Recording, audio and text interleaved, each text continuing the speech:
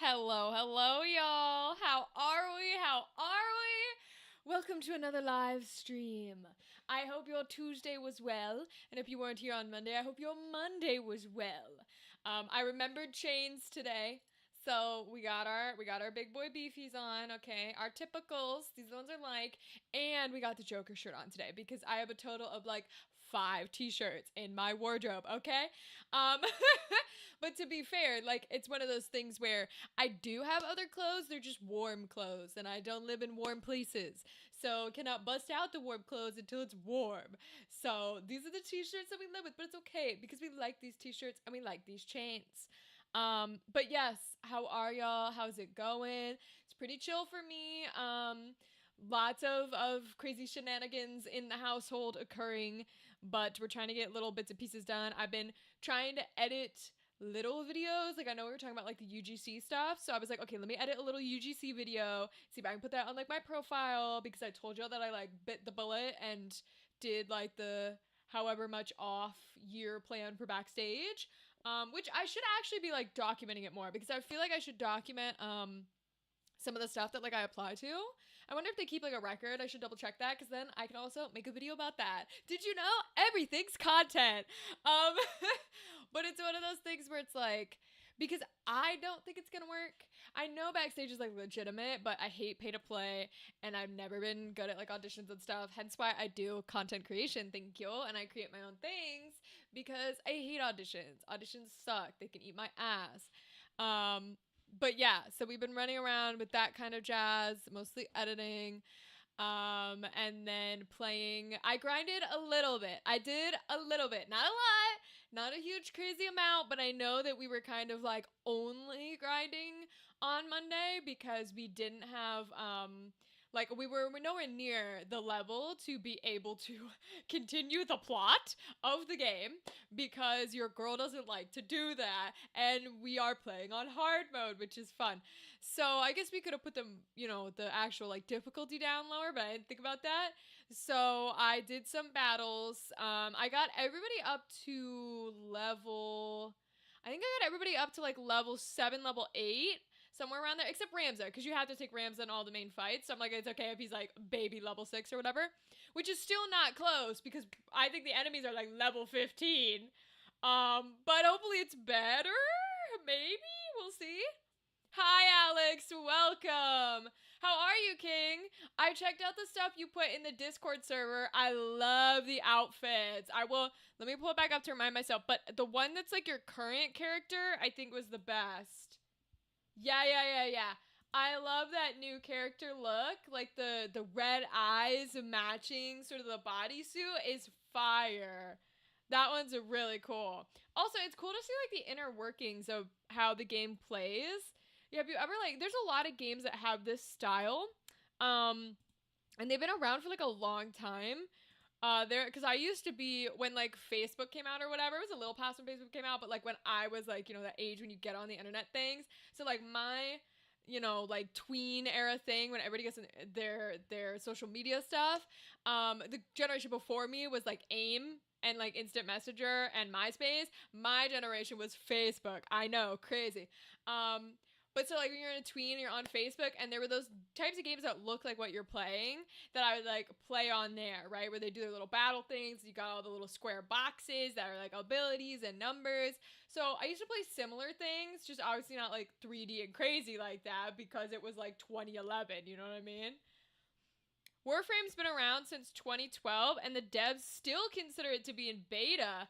That explains why it looks like that era, because that's exactly the era that I was playing games like that, which now clocks because that's exactly what I'm comparing it to. That's very funny. But no, I like those outfits. I like the characters that you sent. I like the matching, you know what I mean? Like I feel like any games where it's you get to sort of customize a little, whether it's your outfit, your hair, your whatever, and regardless of how much, I like when there's you pick like 2 colors and then you color scheme them, you know what I mean, if you're allowed to do that. Like, I have Monster Hunter Stories, which I've not played super much of, just because for me it's hella boring, because it's essentially Pokemon but with like dinosaurs, and I'm like, I already don't like Pokemon. So it's not great, but I played a little bit of it, and you get to like choose like the colors you want for your character's like hair and their clothes, and you can rearrange all that. So I would pick like 2 that were like the core colors, and then you got a lot of color differentiation of like, do you want, like this little gold piece to be what color, this little string piece to be what color. So then I would go through and I'd be like, all right, this is the main base color, and then the little trinkets are gonna be the other colors to like tie it in together. So I love that little aspect of character creation where you can like theme things in that way. Hey, hi Andrew, welcome. Good Senorita Schumacher. The Gundam premiere was awesome last night. Let's go, let's go. 3 hours was a bit much. 12 episodes condensed into an hour. And then an episode, and finally the 30th anniversary Endless Waltz movie. Let's go! 3 hours is definitely a long time. I know there are like shoots and stuff that do that though, so it's not horribly unheard of, but it's not necessarily, you still gotta sit through it. Were you allowed snacks and stuff? Like, did the theater have more than just like regular popcorn, or did you have to like, was it, because I assume, because I've seen marathons done at theaters before, right? Where they'll be like, oh, we're playing all whatever movies, and then the final movie premieres tonight. So people will come and they'll spend the whole day there, and they'll like come in and out and watch the movies. So is it like you could watch one, there's like 10-minute break, you like go pee, get a refill, and do whatever, then go in for the next one? Or did they just try and like throw them all at you at once? What was the vibe? Yes, eyeshadow and blink tonight. Rachel Fire, yes. I didn't forget. I almost forgot, but I didn't forget, okay, because I pulled out my phone to do the little Instagram story where I go all, hey, come join me. We're going to be live on the stream, blah, blah. And I'm looking at the camera and I'm like, something's off. And I'm like, I didn't put my chains on. So I walked back over and I put my chains on, okay? And we got our good chains on tonight. We have the 2 that we love, which is our lungs and our scissors. Full anime character, lungs and scissors. But yes, so we are blessed tonight. We are rocking out and all that energy. And that's kind of the vibe. Otherwise, it's been mostly just like working on things. I got stuff I got to be in the booth for tomorrow. I'm gonna do as many auditions as I can and get through those. And hopefully we can book some things. So tomorrow's gonna be a big booth day. What do you guys have planned for the week? I'm hoping everything is like, because we're messing around in this home, so I'm hoping we can get all the stuff done tomorrow. Because a lot of stuff has like quick turnover. The auditions usually don't, but sometimes they do. Sometimes you have, things that are sent to you that are like, ooh, 24 hours from now, we need this. I'm like, all right. So tomorrow's gonna be the day that I'm just in there. I'm gonna take 2 Diet Pepsis, a thing of water too. Okay, I know I don't drink water, but you gotta have water in the booth. All right, this is gonna get hot as fuck. And so I have like a Diet Pepsi, a water. I'm gonna have snacks. Not usually, but I had some Biscoff cookies that I had taken in there as my booth snack, and they're fire because they're dry enough that they're not like causing a bunch of things to happen, because y'all know when I put on headphones, all of a sudden I have mucus forever. Well, you have to wear headphones in the booth, right? So I have to be very careful about like making sure I don't have that when I record. So those cookies are really good because they're dry enough to like take some of that like saliva and mouth noise away, but they're not so bad that they're like causing a bunch of mucus, you know what I mean? But I'm running out. I'm like out of my Biscoffs. So I feel like and I don't drive, so I can't just go to the store and get Biscoffs. But I'm gonna have to get another boost snack for tomorrow. I don't know what it's gonna be yet. Rachel in big capital letters. Hi, Rythan. How are you today, friend? Hi. Hello. Hi. AMC theaters have gourmet food. Okay. I had food poisoning from that theater years ago. Soft pretzel and hot dog. No mas, no more. Okay, bucket of popcorn, large sugar-free lime Powerade, and citrus mellow yellow. Yeah, when I go to a theater, sometimes the thing with soft pretzels is they're actually just frozen stuff. You know what I mean? I don't like to get pretzels unless it's actually hand like made there with real dough and not frozen. But so movie theaters, sometimes I'll get candy, but usually I'm just a popcorn gal because I love butter and I love salt, and it doesn't matter what the vessel is. French fry, potato chips, popcorn, it's the vessel for the salt and the butter, let's be real. You're annoyed. You have Verizon. Uh-oh. Rylan, what did Verizon do to you? Verizon is well known for being a piece of shit. We got stories about them if you want to hear them. Rylan, what did they do? But don't dox yourself. But what did they do? Oh, hello, little bot. I can ban you, little bot. There you go. Credits ran after the first movie, so there was a little break. Okay, got you. Hey, James, cool. Hey there, cool to see you live. I did your booth at Motor City Comic Con in Novi, and it was fun, and I loved the final product. Yo, welcome, James. Welcome to the live stream. James, we pretty much stay here and we chat. We talk about things. We play games a little later, but for the most part, we chat for usually like an hour. You're more than welcome to stay. You're more than welcome to go. You're more than welcome to lurk. But a lot of people here are people who have done my voice acting event, who did the booth at different Comic Cons. Andrew's from Anime Ohio. We have Gal and Dadley, who may show up a little later, who are back from the very first year I did it, from ZenkaiCon and CabbageCon. And then we have beautiful people like Ryden and Alex, who just found us and are a part of this community. So you're more than welcome to stay, James. It's so good to see you. I hope you had a fun time. And while I'm not allowed to confirm what conventions I'm going to in 2026, I can say we are not going to less conventions than we went to in 2025. That's what I'm allowed to say, so take that as you will. Ooh, you have a power outage? Ooh, major outage? That sucks. That sucks, Ryden. I'm so sorry. Ooh, you got a streak. Yo! Ryden, you're on a 10 stream streak? I don't know if anybody has that streak. Ryden, you might be the only person with a 10 stream streak. That's crazy. Congratulations, yo. To be frank, I think I just stumbled upon your channel after watching the Candela VODs. I think so, Alex.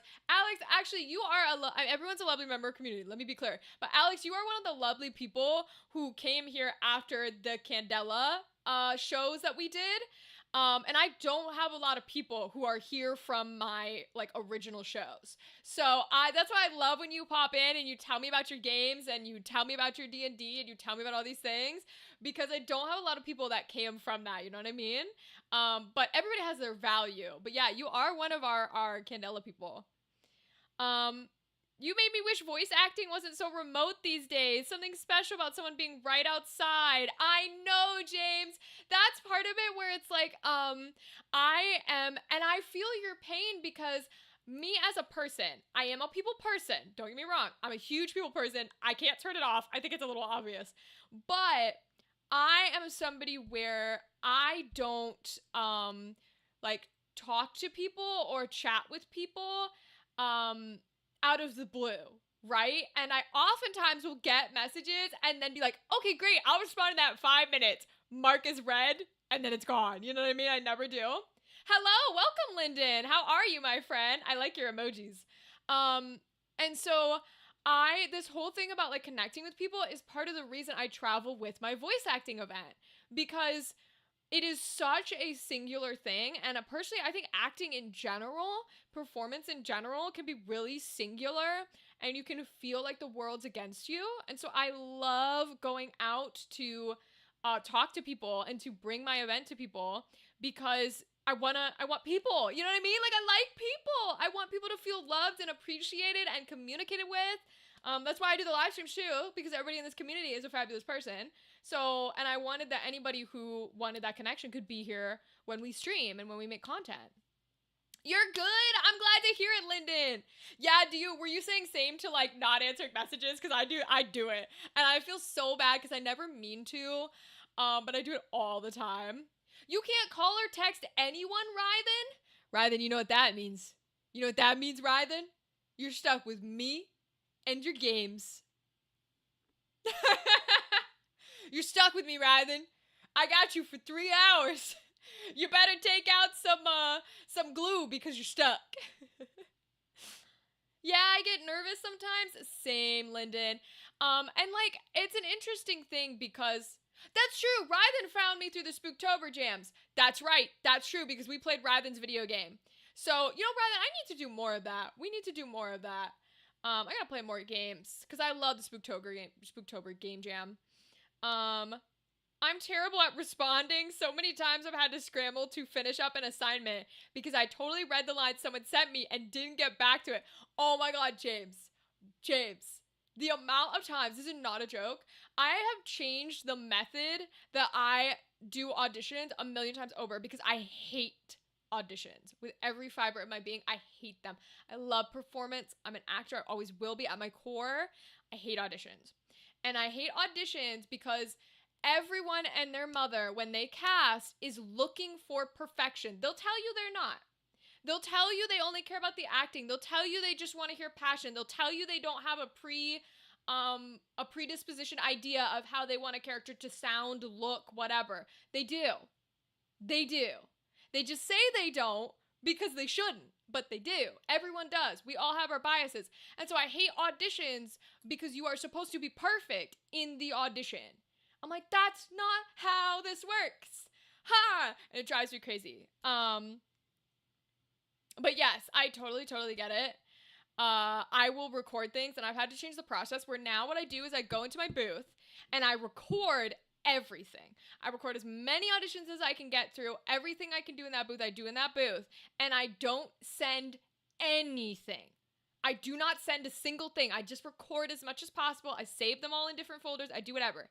Then I leave the booth. I make myself food. I put on a YouTube video. I get in a nice comfy chair position with my cat on my lap.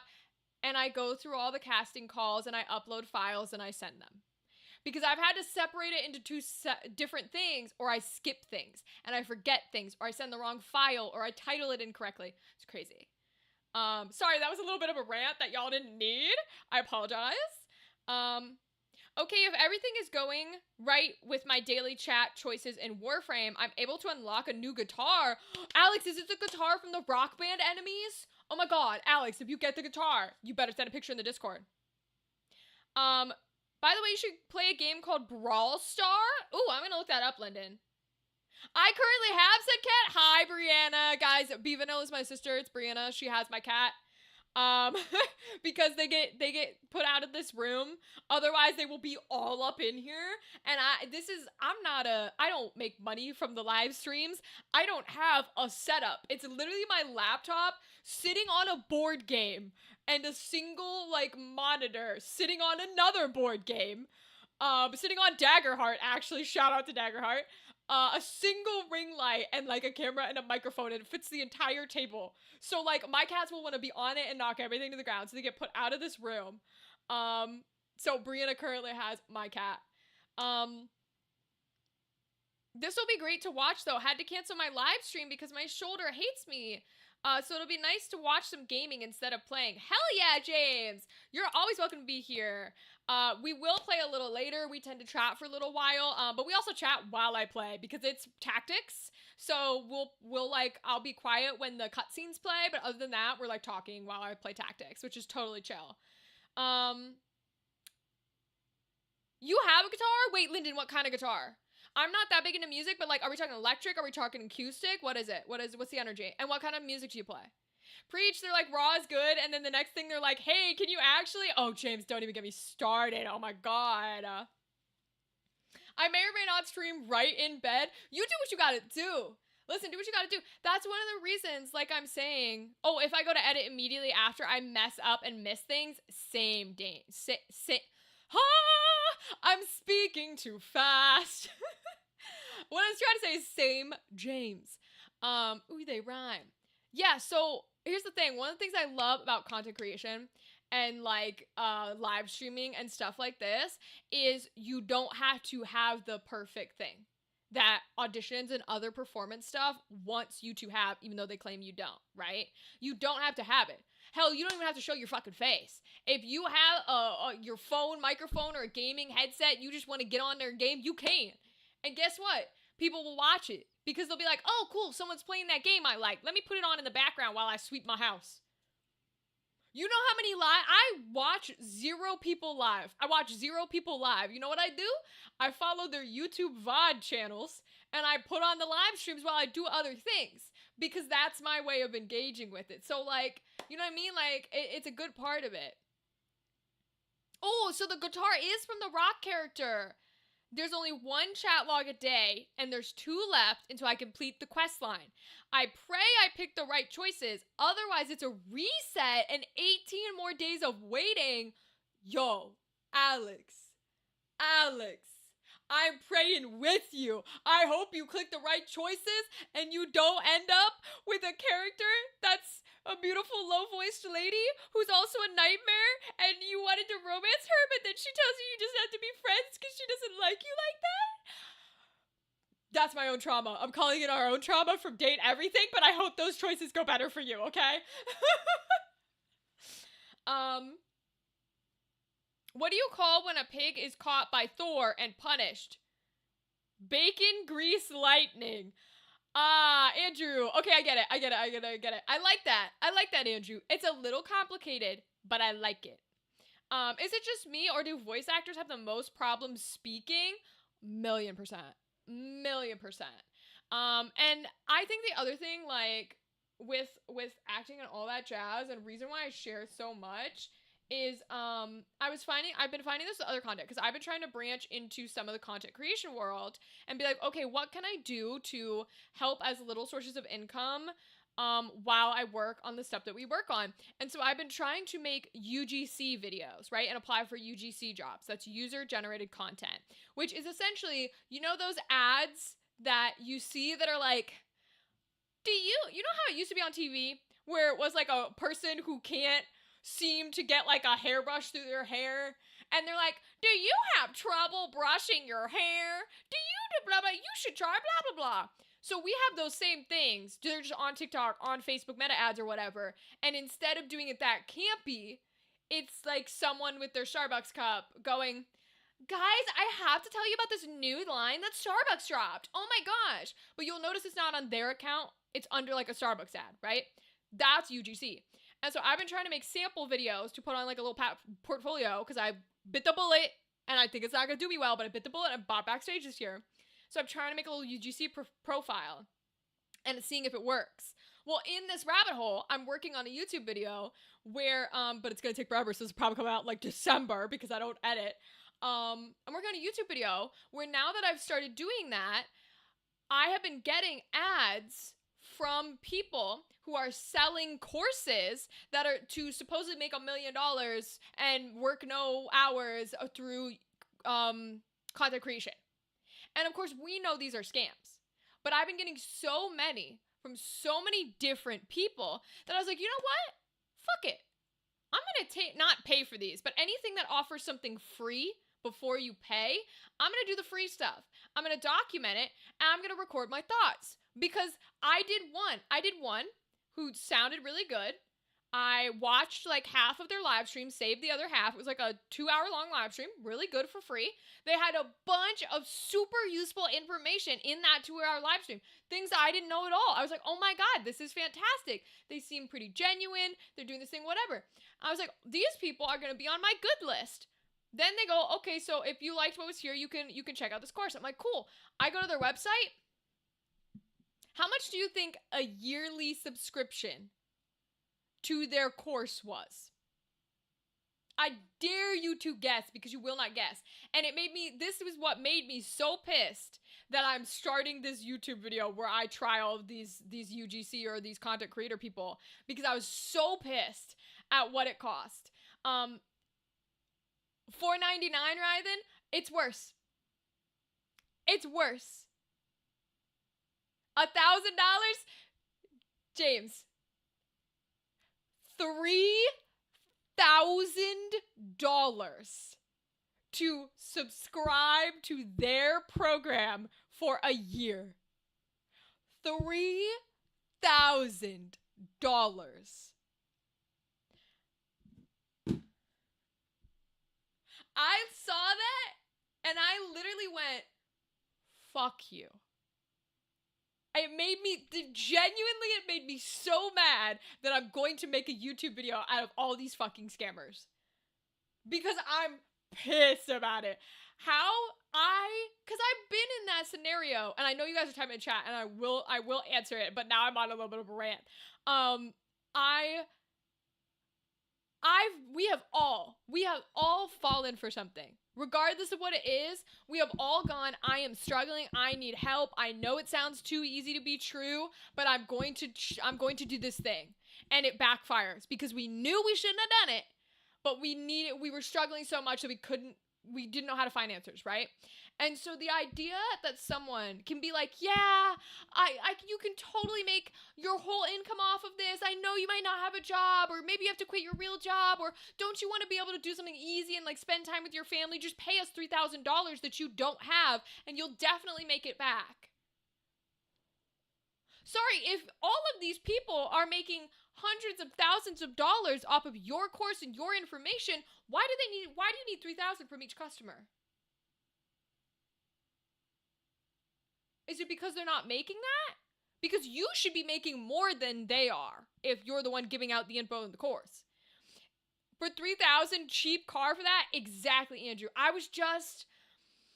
It made me so angry because you're preying on people who are desperate. And I'm like, it's a whole different scenario if you are like, I have some information, I need to make some change with it, I think I provide a good service, hey, will you give me like $25, you know, whatever an hour, I don't care. I'm not saying you can't charge, I'm saying fuck you for taking advantage of people when you know you're doing it. You know what I mean? Like that pisses me off. Yeah, I got overly excited that I fell for one of the bad check schemes. Exactly, right? And then that makes you feel like shit because you're like, you'll start Googling and you'll be like, oh, I should have known better. And then and there's nothing you could do about it. And it made me so mad. So it probably won't do anything. I haven't even started working on the video yet. I've just been collecting names. But I do want to make one. And I'm fervent that I'm going to make it. So at some point it'll be out. We'll see how it goes. Okay, let me go back up to the chat. Sadly, you cannot romance the Brock character or anyone from his faction. But I can, and I'm currently dating a person from each of the other two proto-frame factions. I support you, Alex. Of course you can't have the rocker. Nobody can have the rocker. But I support you dating the other people. Asterion got me good in my... Oh, I've had people pop me on in the background playing Baldur's Gate 3 and they just hang out. Hell yeah. Asterion got me good in my romance. He hit me with, it's not you, it's me. I have standards and I was gutted. James, you've also had the experience. Oh my god. Isn't it terrible when a fictional game character tells you they don't want to romance you? Oh, worst time of my life. Oh my god. Same, I've been wanting to get into UGC too. A budget-friendly tech company did reach out and send me a product review, so I'm psyched. That's the I'm making it moment. Oh my god, James, congratulations! Holy shit, dude. I'm sending you so much money. Not money, what? Sorry, I went down and I saw your 3K. I'm sending you so much good energy. Oh my god, congrats! And dude, if you have a successful UGC video and like the company uses it and all this goes through, do me a favor. Can you email me the link? When it's public? You can't do it before it's public because that's like NDA and shit. But when it's public, can you email me the link? Because I'm trying to follow these examples, but as we know, I'm shit. So like, I'm like, I don't know what to do. I'm trying though, but I'd love to see how successful you're, like a successful thing. I've been lurking every free masterclass I can find. Same, bro. If people like Steve Bloom are only charging $25 a month, why is some random trying to get $3K? Exactly. 900 numbers back in the 80s and 90s. I was a banker for 7.5 years. Ask me if something is fraudulent. I know and can tell. I love that, Andrew. You're king.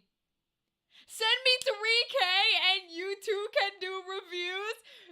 Fire. That's a fabulous joke. I gotta send you 3K and then you'll send me the links.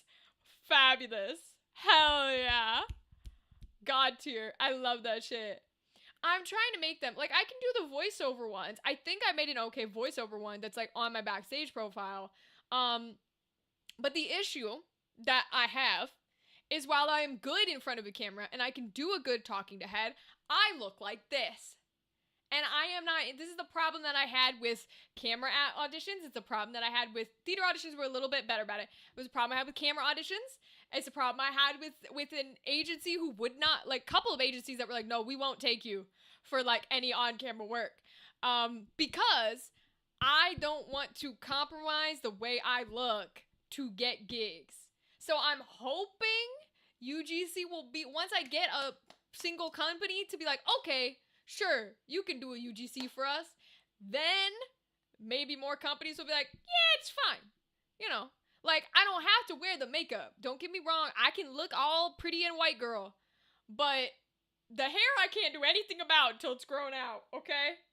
You gonna get a weird brown-black mess. Sorry. This is how it is. You gonna get the side shades. This is how it is. And most people don't want that appearance. Especially because my headshot does not look like this. My headshot does not look like that. But it's fine. Still working on it. I have one that's a talking head that I'm still editing. I would have my beautiful shorts editor edit it, and I'm considering it. But I hesitate to do that before I make money from them. But then the other side of me is like, my edits are going to be nowhere near as good as his edits. So I don't know. Same, I'm very low maintenance in my appearance. Unfortunately, not for me. It's not as... Yeah, it's not as big as a deal being a man in the industry. Yeah, that's how it goes, right? Now there's still standards, right? There are still specific things that are what we call the cultural norm. And so even people who think they're being unbiased are being biased towards that sound, that look, that whatever. And there are still some for men, but you have a much broader application than us ladies. Like, even once, there's one that I applied to that was like, oh, it's just your hands in the shot. And then it was like, cool, great, fabulous. I will never get cast in those. I don't have 10 fingers. And no bitch will ever tell you that, because that's discrimination. I will not get cast in them. Even if they were like, oh, you can just use your left hand, I got a birthmark on my thumb. And I don't do lady nails. I do regular nails. So it couldn't be for a lady ad, because they want someone with nice nails for a lady ad. So it's like, well, now I can't do any ad because mine's a lady voice. So there's a lot of shit that they'll tell you isn't true, but it's true. Voiceover for Grease on Broadway or the local radio, would you? Andrew, okay, so Andrew's asking this question because I fucking hate Grease. This is the conversation we had on Monday. There are a few shows that I hate because I've been in theater all my life, and there's a bunch that you do over and over. Grease is one of them. I hate Grease. Let me be very clear right here, right now. I've said it about sponsorships. I've said it about ads. I've said it about UGC. I'll say it about this. There is nothing. There is no one, no company, except for maybe the most horrendous of horrendous people, which they know who they are. You know who they are. There is literally no one or no company, again, except for the worst of the worst, that could come to me and say, we will pay you a shit ton of money. You just have to pretend you like this thing, that I wouldn't say yes to. Which is why I've told y'all many times, I'm like, if you see me on a different company's ad, if you hear my voice on a different company's ad, if you see, posts of me, if we pull up a sponsorship stream, if you see a post on my Instagram, a post on my YouTube, a post on my TikTok, that's like a product that I wouldn't use ever in my life. If you're going to comment on that post, you're going to say, wow, this looks great, Rachel. I'll totally check them out. And then you're not going to do it. But you're not going to commentate on how we actually feel, because I will delete your comments. Okay? All right? Because, yeah, I'm going to fucking lie. I'm an actor. Like, don't buy shit that I tell you to buy, okay? So, yes, would I? Absolutely. If Broadway came to me and said, we're putting on Grease, you have to be in it for the next fucking year, but we'll give you more than a year's salary, you bet your ass I would do it. And I would I would pull up my TikTok account, I would pull up my Instagram shorts and my YouTube shorts, and every day I would record one of those stupid videos you see that are like, day in the life of an actress on Broadway. Today I get to try on my outfit for Grace. Wow, poodle skirt, I love it. It's like I'm transported to the 50s. You bet your ass I would post that shit. Like, I'm not afraid. Ads incoming. Thank you, Ryden. Anyone on Twitch, there's gonna be ads soon. Not a fan of Grease at all. Yeah, James, all I can say is there, there are a few shows that are done millions and millions of times, and Grease is one of them. And long conversation short of what I said on Wednesday was, they have to do that. Theaters have to put on the same shows over and over, and the same old shows over and over, because the people paying for that theater to be open by buying tickets, by putting their kids in classes, by getting, whatever, are the old people who like those shows. So they have to. It's just annoying when you are in theater, because I want to be in shows that are fun. It was high school, but I may have been in Oklahoma while being in the minority and not liking Rodgers and Hammerstein. And you're right for that. You're correct for that, okay? Rodgers and Hammerstein, listen, they make a lot of traditional music and it ain't my shit. That's all I'm saying. I liked Grease. Brianna, you got to be Rizzo and you barely did theater. All right, come at my ass. You got to be Rizzo, arguably the best character in the whole show. Okay? The only other good character is fucking John Travolta himself. So come at me, all right? Audiobooks, you would rock at that? Andrew, I'm telling you I would not. I'm telling you I would. I've tried this. I have an ACX account. I will do it if people pay me. You don't want to hear this voice reading you a book. You cannot tell me you want to hear. In 1862, I saw the weather was going to blah blah blah blah blah. Now turn the page and blah blah blah blah. You don't want to hear that. You don't. You cannot lie to me. Hi, Kimberly. Welcome, queen. Audiobooks have been fun. James, have you been able to book audiobooks? They're mostly men, which is another reason I don't book them. But I'm so proud of you if you had. Teach me your shit. King. Cats, Grease, Little Shop of Horrors, and Annie are all old farts. Cats is bad. I know that's a easy, agreeable train. Cats is bad. Grease sucks. Little Shop of Horrors, I'll fight a bitch. Little Shop of Horrors is a good-ass musical. That said, it is absolutely in the overdone category. Not even a question. Annie, I personally do not like. I will say it's not bad. It is one of the better musicals for children. Now, we have a modern-day musical, in quotes, that you should be doing instead of Annie. It's Matilda. Matilda's better music. Matilda's better characters. Matilda's more fun for the children.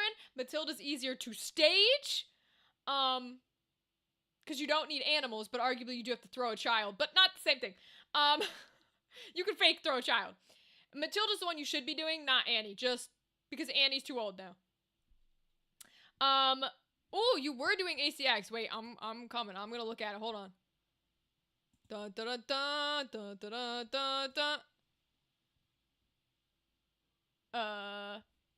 Dun, dun, dun, dun, dun. Wait. I'm checking something.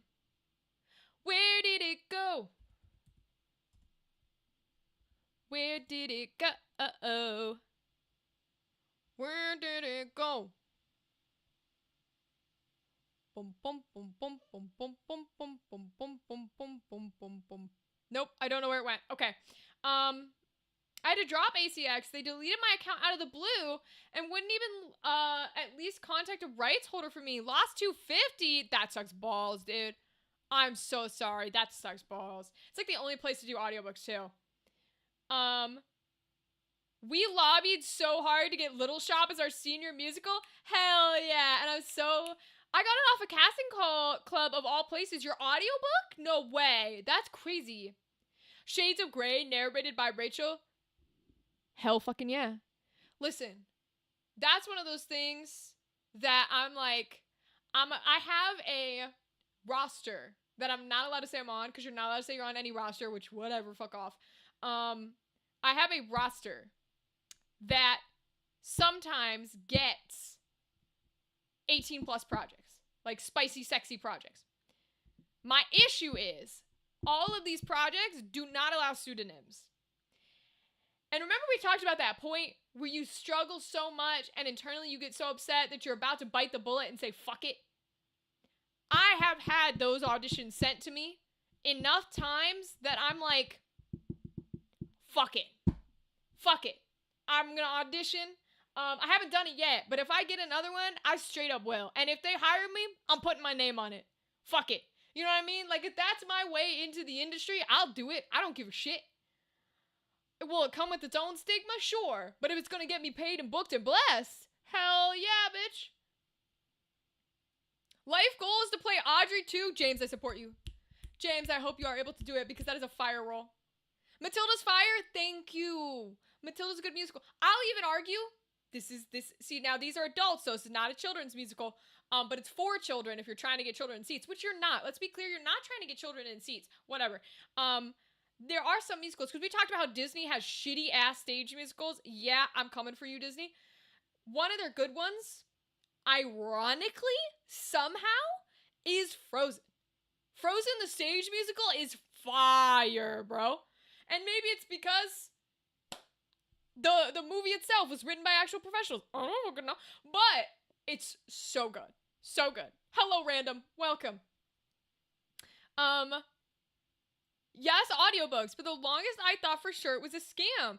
Turned out to be legit. But man, the words that the author used, he hated voice actors, tongue twisters galore.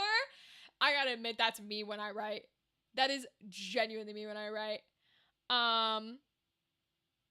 Yes, I agree with Rachel. Thank you, Kimberly. Sometimes I do write. Sometimes I and I don't remember what my AO3 account name or password is, so it's always fun to get back in there. But sometimes I do pop on there, and I am writing little paragraphs every once in a while. I write little chapters. I'll never say what it is because I don't know. But when I remember it, I pop on and I do write, and I do write exactly like that. I'm a dramatic ass writer, bro. I just love it. It's part of my soul. OMG, I still can't fathom how they do the magic dress switch and let it go. It's my favorite thing ever. So I watched this with some family members, and I loved them because they were like, wait, how did they do that? And I was like, do you want me to replay it? And they're like, yes. And so I got to replay the whole song. I love it. So the way that they do it, I'm going to spoil it, but it's okay because it's fantastic. It's like knowing magic, you know what I mean? The way that they do it, instead of a normal quick change, because there is such a thing as regular quick change that magicians do and quick change artists do all the time. It is not a regular quick change.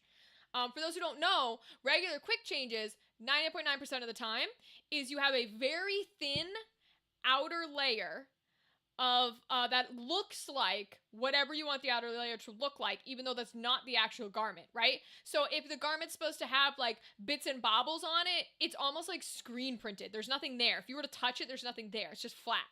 And then what happens is there's a tiny little piece that essentially is holding all of it together, and you do a motion so quickly while you're moving that it drops all of the pieces so that they go down with gravity.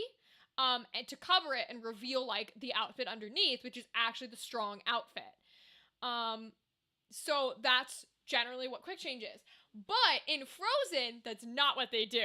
They make it fucking crazy because they're theater people. So what they do is, you'll notice that in most productions, or at least the Broadway pro shot of it, if you've seen the Disney one, she is standing on a platform with stairs that represent the right in front of stairs that is the castle, the ice castle, right?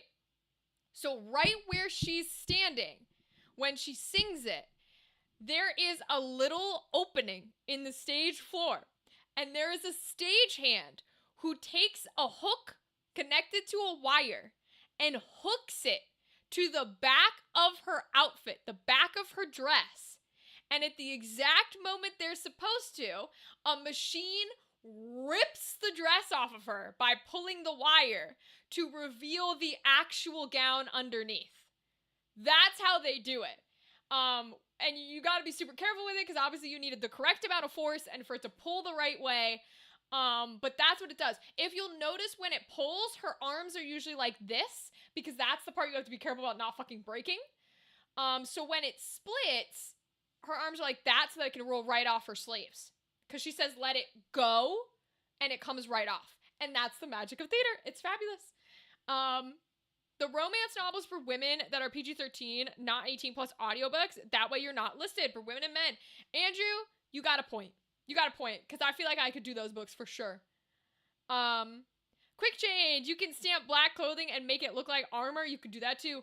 Absolutely. It's always interesting to see how people do like the beast too, the beast transformation. Because that's why the beast, in my opinion, always looks hysterical. Anytime I see a Beauty and the Beast musical on stage, the beast always looks stupid. And it's because you can't give him actual makeup or prosthetic that's on him, because he has to transform back into the human. So if you put on like prosthetic or makeup or something, it can't come off in the middle of the stage. So they always put on like some fake, like headpiece or ears or something so that they can take it off when they transform, but then he always looks stupid as fuck. Like, oof. Yeah, they do the same in the touring cast, I noticed. Yes. James, I will say, Broadway touring casts and off-Broadway touring casts have gotten so smart. I don't know who it is that's instituting all of these rules and changes. They're brilliant. Whoever you are, you're brilliant. Because when we went to see Beetlejuice, the Broadway tour, they had made a box that the entire show is performed in, so that way the actors have the full layout memorized, and they bring the box and put it on whatever stage they're touring to. So they never have to reblock, because all of the blocking is inside the box already. They never have to accommodate for what the stage has or doesn't have. They have it all in the box. I was like, that's brilliant, yo. But yeah, I love seeing touring productions because you get to see all the differences that they do. I like the little differences. If I can't love her on stage, yo, James, I am not shy about the fact that there's internal misogyny in me. So I like mostly men singers and mostly male characters. Y'all, guess what got announced yesterday? Since we're on musical theater, the best thing ever happened to yesterday, to the point where I've already submitted my director application for like my local theater, and they won't use it because they don't fucking know me and they're gonna throw it in the trash. But you guys, if you've heard of Star Kid, my favorite musical, besides Death Note the musical, but he doesn't count because he's never been performed. My favorite fucking musical, because I have 3: Hunchback, Death Note, and Nerdy Prudes Must Die by Star Kid.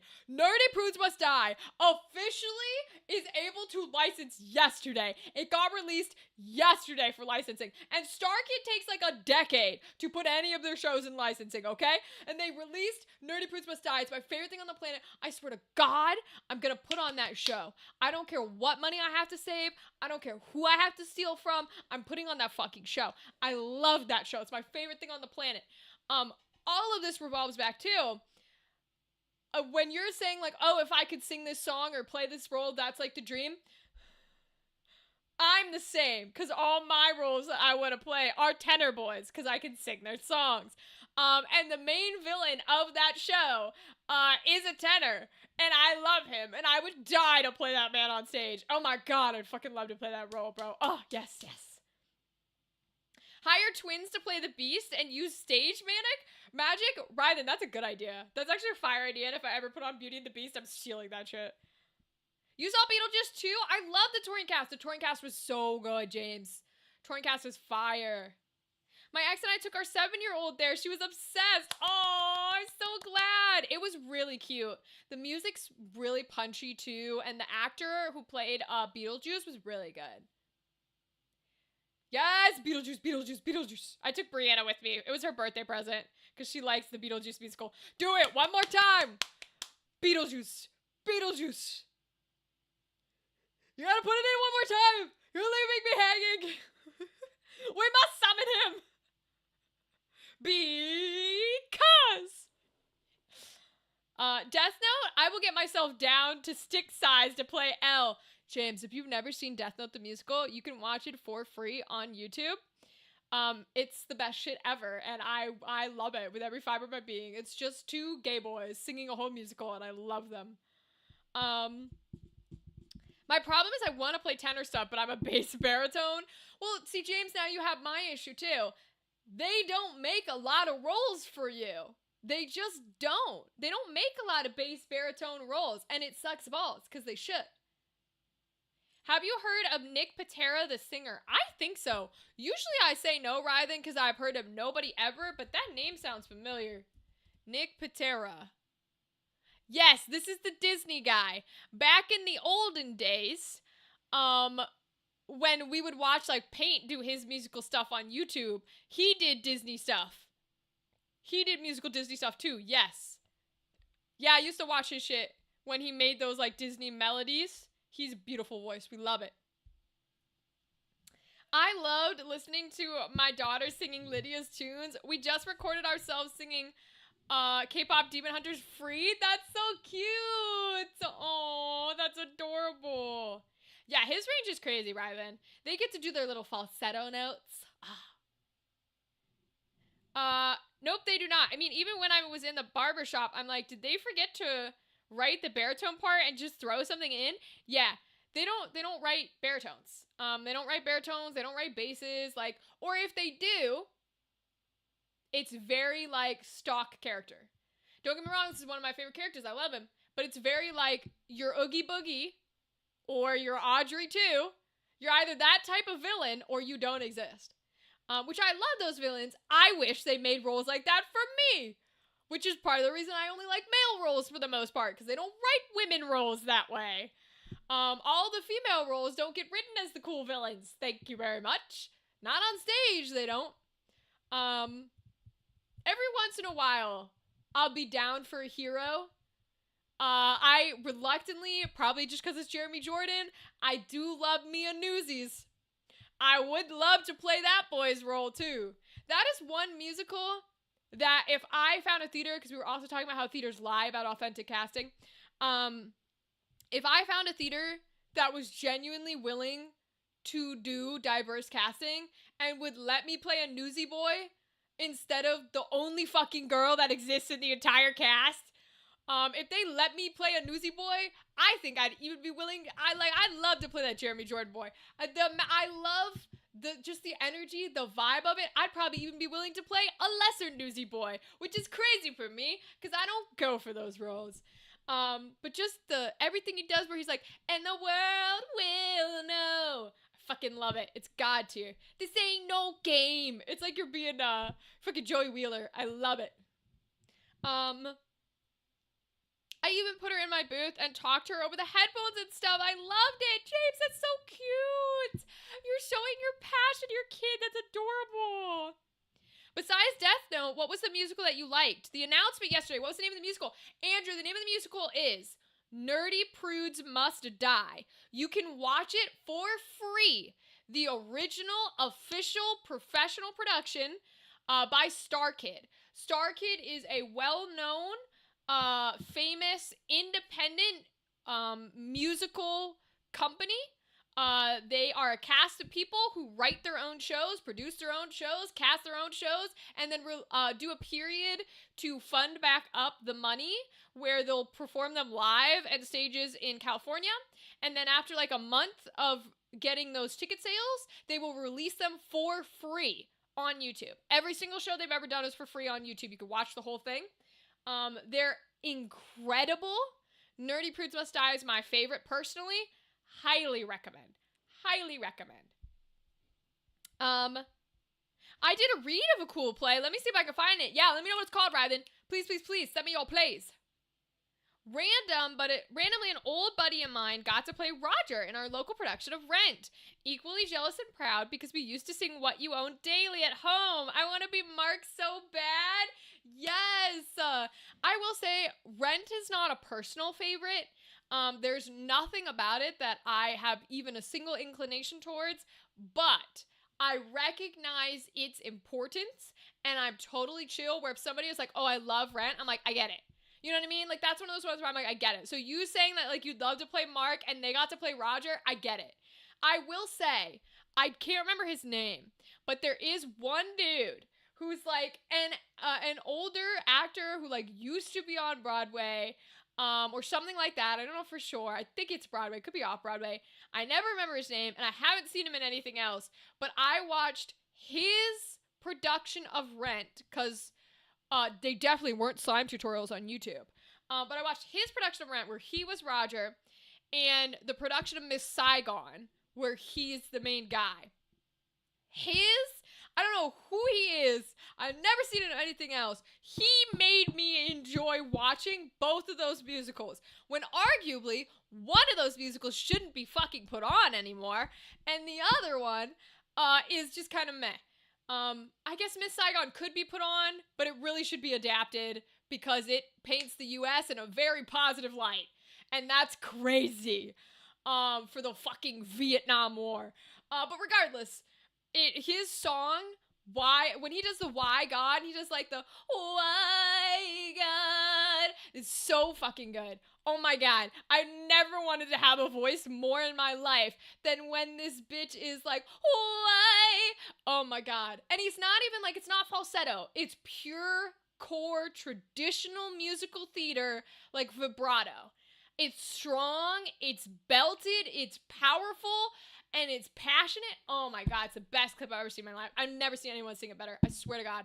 And him as Roger in Rent, if I have Roger correct, because I think I do, because that's the guitar boy, right? Him as Roger in Rent, oh my God, he's got like this grit to him. So good, bro. Oh, She Kills Monsters is a good one. Right, that people do put on She Kills Monsters, and She Kills Monsters is a good one. I've not seen it nor read it, but I know that that's like actually really positively received. So that's a good pick. Give me Mark in Rent and Zoser in Ada, and I'm set. I actually haven't seen Ada. People, I know it's one on the list. There's a lot I have not seen, which I think is why I was not allowed to be a musical theater major. But there's a lot I have not seen, I haven't read, because for me, I have aphantasia, so reading it does not do anything for me, right? Like, I can't see anything in my head, so I can't picture anything, so reading it is really boring as shit. I have to go and see it, or I have to bootleg it, and I'm very particular on what I like, so trying to get through, like, a 2.5-hour musical just because you should have seen it is really hard. So I have not seen Ada. Roger's the Rocker. Yep. Okay. Cool. I really don't even know. I wonder if I could look him up, because I think he's the original dude with Lea Salonga, and Lea Salonga is a fucking goddess because she's Mulan and every other Disney princess who's the best princess on the fucking planet. Guy who plays Soldier in Miss Saigon with Lea Salonga.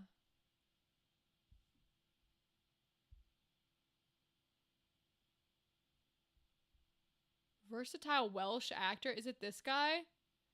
I thought his name was a W for some reason. Nope, it's definitely not him. So maybe it's not with Lea. Who is it with then? I'm about to look up the oh, it's definitely not with Lea. Oh, damn. Yeah, that's like Patrick Swayze territory in that one. All right, let me try blonde guy. Blonde guy. And not with Lea. Blonde guy. No. These all look like Patrick Swayze because of course they do. Because that's the era that the show was created. It's not. Well, actually it might be. Huh. He must not be famous for doing the role because he's not on here. People must really not know his production at all. Hold on. Wikipedia might tell me. Now I'm invested. Now I have to look it up. I loved Ada, Adam Pascal, and Heather Headley. Good times. I gotta watch it. There's a couple that a lot of the ones I've seen in person are like not my favorites. They're fine, but they're not my favorites. And a lot of the ones that are my favorites, I haven't had the opportunity to see in person for obvious reasons, or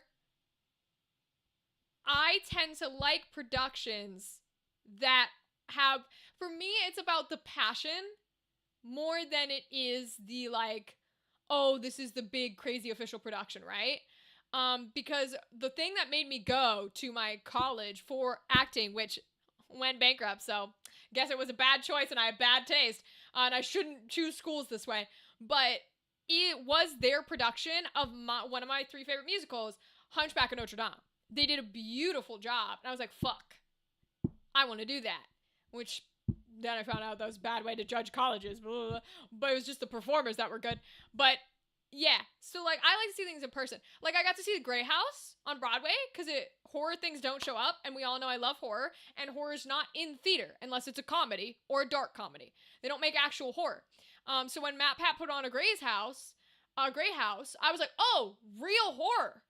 It's not actually real horror. It's better because it's not a comedy. So it is actually dramatic horror or horror drama, whatever you want to call it. It's not super great, but it's not bad. And they don't make enough to where I saw it on Broadway. I went down because I still lived in Philly, so it was like 2 hours away. So I went down. I got a little like keychain for memorabilia because that's all I had. I went like the last weekend. And I saw it in a good seat on stage, and it was good. Might not be my shit, but it was good. And there's not a lot of horror on stage. And I thought for that, they did well. I've also seen Hadestown, which I know is people's favorites. I saw Hadestown on Broadway. Not really my thing. To be fair, I was a little butthurt, and I still am a little butthurt, because I specifically went to see Patrick Page as Hades, and the performance I went to, he wasn't Hades. It makes me mad that they don't tell you those things ahead of time. I know they can't always do that. But I went for him, and he wasn't there. The guy who played him was great, but it wasn't particularly my style of musical. I liked the music and everything, but it felt too much like an epic, which it is, and I don't care for epics. Or Epic, the musical. I don't mind Epic, the musical. Some of it's like, some of it's good, but epics in general isn't a storytelling thing. You have news! Rythan, what's your news? Rythan, what's your news? We need a proper search engine these days where you can literally just be like, hey, who was that one guy in the one thing? Unfortunately, what you're looking for to answer that is AI. You just have to take it with a grain of salt. We don't want to use it, but that is what the AI search engine stuff is for. So read it and then actually click on a link. It's Elton John and Tim Rice, so the album without even seeing the play is amazing. Which album? Oh, Ada? Okay, good to know, good to know.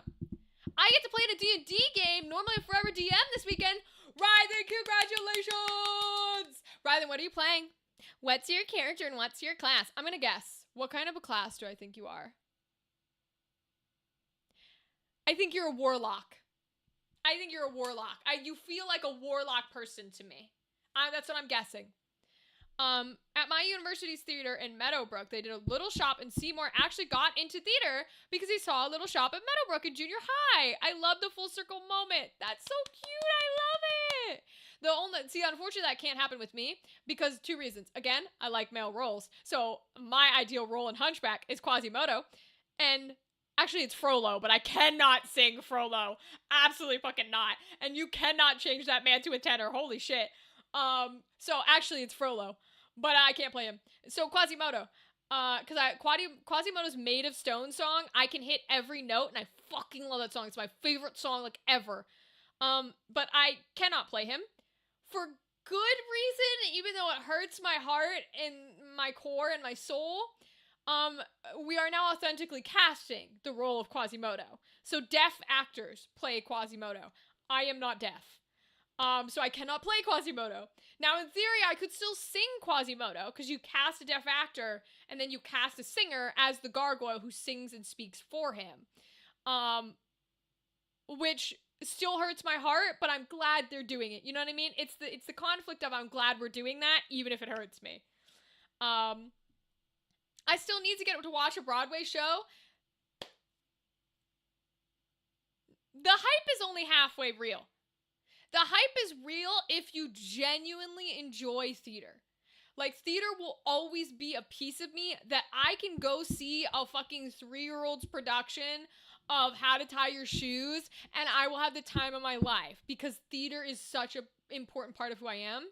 But if you're not a huge theater person, where you could walk into a random show and enjoy the random show and be okay with spending $150 on a show that's not your favorite, then Broadway's not worth the hype. But if you're okay with that, then it's fine. Nerdy Princess Star is superb. Just watched it. That's funny, Andrew. That is very, very funny. But it is good. I recommend watching the whole thing. It's very, very good. Did you watch it like 10 times speed? Congrats. I'm also forever DM. My newest campaign, I get a DMPC. Oh, yay, DMPCs. I've played warlocks before. I also love archers, but I'll be going with the safe elf wizard, a support caster. Interesting. Okay, so I got a little bit of your energy because you have played warlocks before. I've not played a warlock yet. I've technically played a wizard, but I only play in one-shots because I'm mean. That is the one, we all have our flaws. My big flaw is I'm a selfish bitch. And so I'm not a good player. I'm just not. And so I try to only put myself in one-shots or very short shows, like 3 episodes, 6 episodes, etc., because I don't enjoy playing with most people. And I don't enjoy the way most people DM. Because I sit there and I go, fine. Yeah, okay, whatever. Yeah, sure. Yep, go ahead. Right? And that's a flaw that I have. I'm not looking to change it. I'm working around it. But so I played like a wizard once and I kind of enjoyed the spells. But what I do want to do is play more Daggerheart. Because I have a build in Daggerheart I want to play, and also I want to GM Daggerheart. But I struggle. I want to put myself on start playing, but I'm nervous because, like I just said, I worry that I can't do a casual game. But I feel like Game Master would be different. I don't know. Because I'm usually a Game Master, and I like Game Mastering. 6 has become a guilty pleasure, though I will admit, Heart of Stone gets me to tears. Yes! 6 is chill. I also saw the official production of 6. Wow, James, this is very funny. I was in England when 6 was on the West End. So I saw 6. I enjoyed it. It's not my thing, but I understand why people were hyped about it. I understand why people liked it. And it was fun in there. For me, it was too concert. It was a little too concerty, and I know that's the point, but not my energy. If I'm there for a show, I want a show, you know what I mean? But I do get it. Yep, I will watch any theater. There's a local theater that's just a black box, and I love watching those. No scaffolding, no big sets, just the actor and a couple props. Yes! When I lived in Philly, I said this on Monday, but shout out to the Lantern Theater, because we were talking about Bertolt Brecht, and I won't get back into Bertolt Brecht, but he's essentially a literal creator of a genre of theater that most people hate, and for good reason, and I'd never, ever recommend you to see a Bertolt Brecht play, but I went and saw one because I'm a crazy bitch and I love theater, and the Lantern Theater in Philadelphia did a fucking incredible job, and they do a lot of weird shit. And so I love going to see weird shit. I'm too far up. I'm obsessed with my Dwarf War Cleric, but that campaign fizzled out. Ooh, clerics are fun. Clerics are very fun. I'm watching the Yard play D&D, and Nick is a grave cleric. And Dave B. Walters is the GM. He's fabulous. And he constantly has to remind him, like, just a reminder, if you heal somebody, you do the maximum health.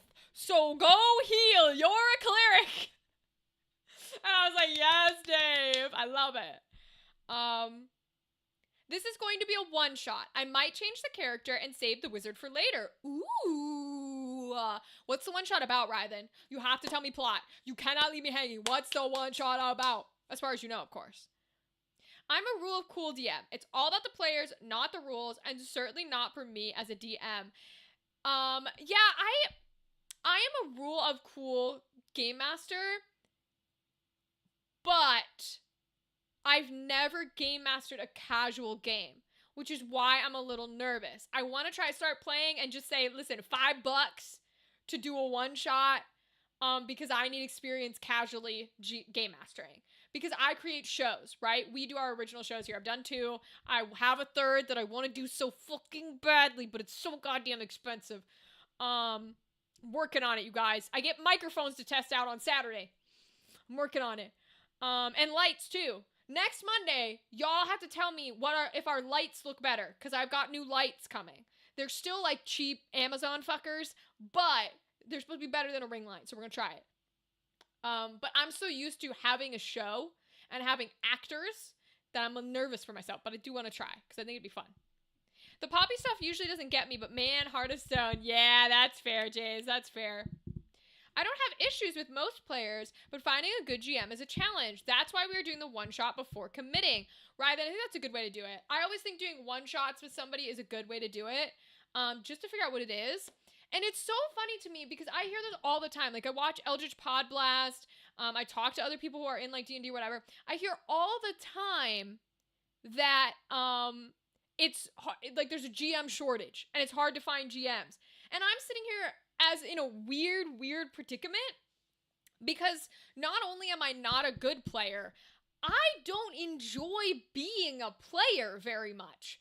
I am a forever DM who wants to be a forever DM. And yet I'm nervous about filling one of those slots that people are like, we need game masters, they're nowhere to be found. I'm nervous about filling one of those slots. Because I'm like, well, I would love to do that, and I really only want to be a game master. I don't want to be a player. And yet, I worry because I don't want to be one of those game masters that people don't like. So maybe I just need to suck it up and do it, you know? I read books fast. When it comes to musicals, I speed through each song. Regular speed, just watching a minute or two. Final 3 minutes, I did not race through. Oh, I got you. New D&D thing I watched was Deborah Ann Wool's Tales from Wood Creek. No, I know her name. I've been seeing a few clips. I haven't watched it. D&D meets Escape Room. It was so fun.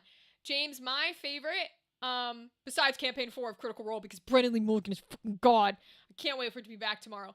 My favorite is Project Ghostlight. They do a Vampire the Masquerade show called Private Nightmares. That's how I want my show to be. But unfortunately, I don't have the money for it. So I might suck it up and do our usual home game style. It's going to depend. We'll see how busy I am. But I've been sitting on a show that we created as a community that is a Catholic horror for a year. This is going on year 2 because I want to do it in a really cool way. I don't know what the one shot is about. Ooh, really? You're going in blind? Interesting. Newer lights? I don't think they're newer brand, but yes, I get the joke. I'm weird too and actually love DMing instead. Y'all players are stuck with one character. I get a million. James, part of the, when you know yourself and you know things that you struggle with, part of the thing about me that makes me a better game master, I am a control freak.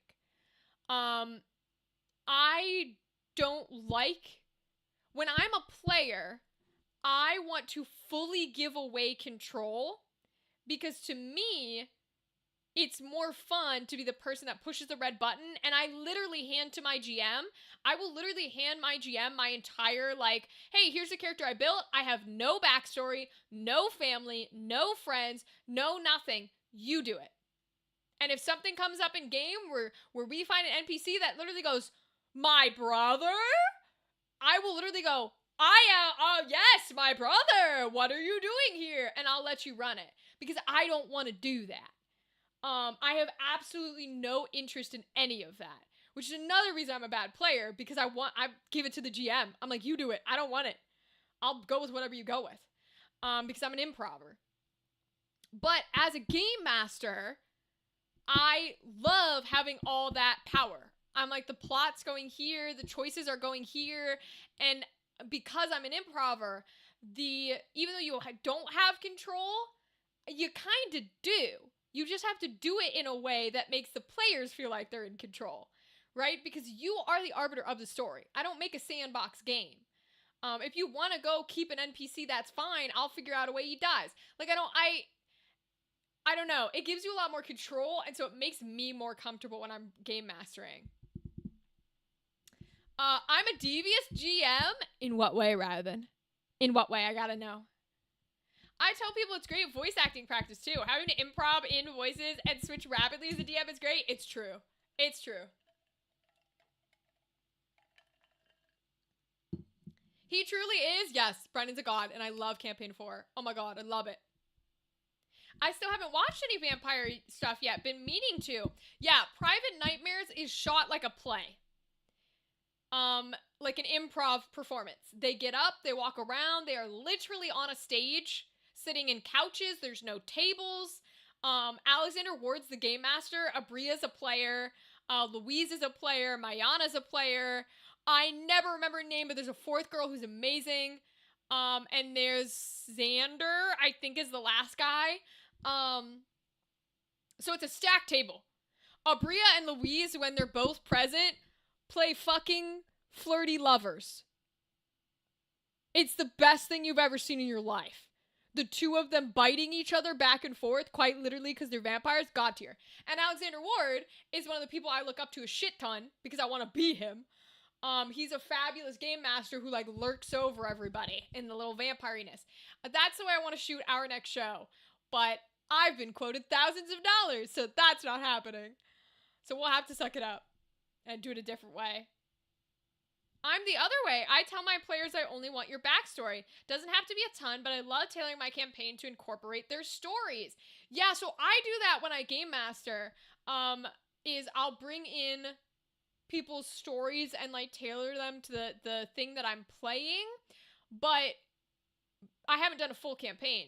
In the shows that we do, we as a community, like on the live stream, create the plot. So, and I've only worked with actors. So what I have is I have a plot and I have specific things that are like, these are the non-negotiables. Everything else, the players get to choose and I'll run with and we can roll within the game. But like, for example, a lot of people will pick a BBEG and they're not going to change the fact that that's the BBEG. So for me, I will probably have some sort of core point that is just the truth. And that truth will not change. Everything around it can.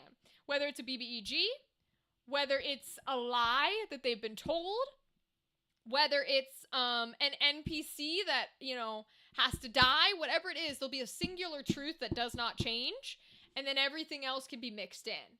I tend to play with people's personalities, because what I want when people create a character is I want your personality. You can give me a backstory, but I'm probably not incorporating it. What I want is your core.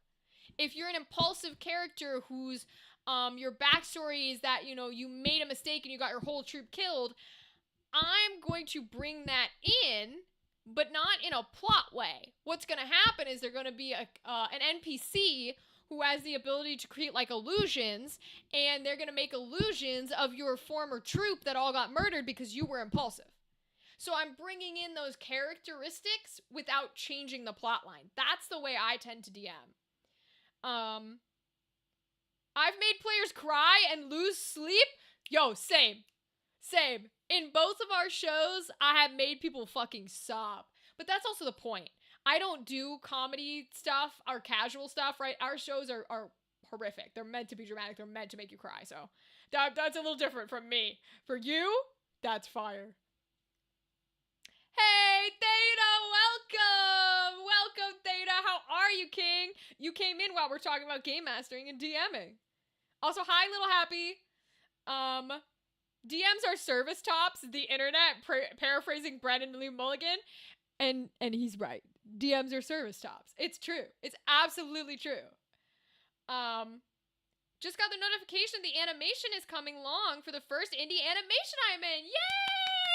Congratulations, James! You're probably not allowed to say what it is, but when it's released, either pop it in our Discord or come in here and tell me because I want to watch it. I have the biggest crush on Abria. She's a god. She's a god. And her and Alex Ward and Matthew Mercer being at the same table, because they're the next table that's up. This, tomorrow, ends the soldier table for campaign 4, and then next week we're pretty sure is going to move to the Matt, Abria, Alex, and Ashley table, which most people are the most excited about because Alex just created a little fucking dweeb, and most people in a fandom like dweebs. I get it, they like their cute dweebs. He's not particularly my taste, alright? I'm there for the disgusting people, and to see if Ashley Johnson can keep up Valus, because Valus is fire. So it won't be my favorite table, but also it's gonna be incredible because it's fucking Alexander Ward and Abria and Matthew Mercer and Ashley Johnson. Like, love it. I just lost my whole train of thought because I was thinking of other actors that I like, and I thought to one that I've met I don't know that I'm allowed to say where or how I've met them, but I've met them and they were sweet and lovely. And I wasn't allowed to say that I knew them because it wasn't public and it would have brought crowds, but they were sweet and lovely. My favorite to do as a DM is no prep sessions. Sometimes I don't even have the BBEG. Ooh, that's fun. I love that. I've never done that. I'm well, thank you. Good, Theta. I'm glad. Oh, I can. It's from Inky's animation. Oh, hell yeah. Let me look it up. Oh, I still have the Miss Saigon up here because I was trying to find who that actor is. Wait, hold on. Production history. Cast. Oh, they don't have a very big cast list here. Okay, alright. Simon Praying, Jared Ramen, Alistair, and oh. Oh, it has not toured much, huh? Is it this guy? Hold on, I'm looking it up. No, he's old.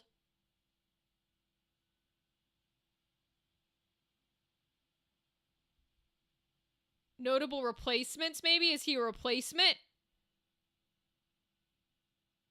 See now, Will Chase! That's his name. Will Chase.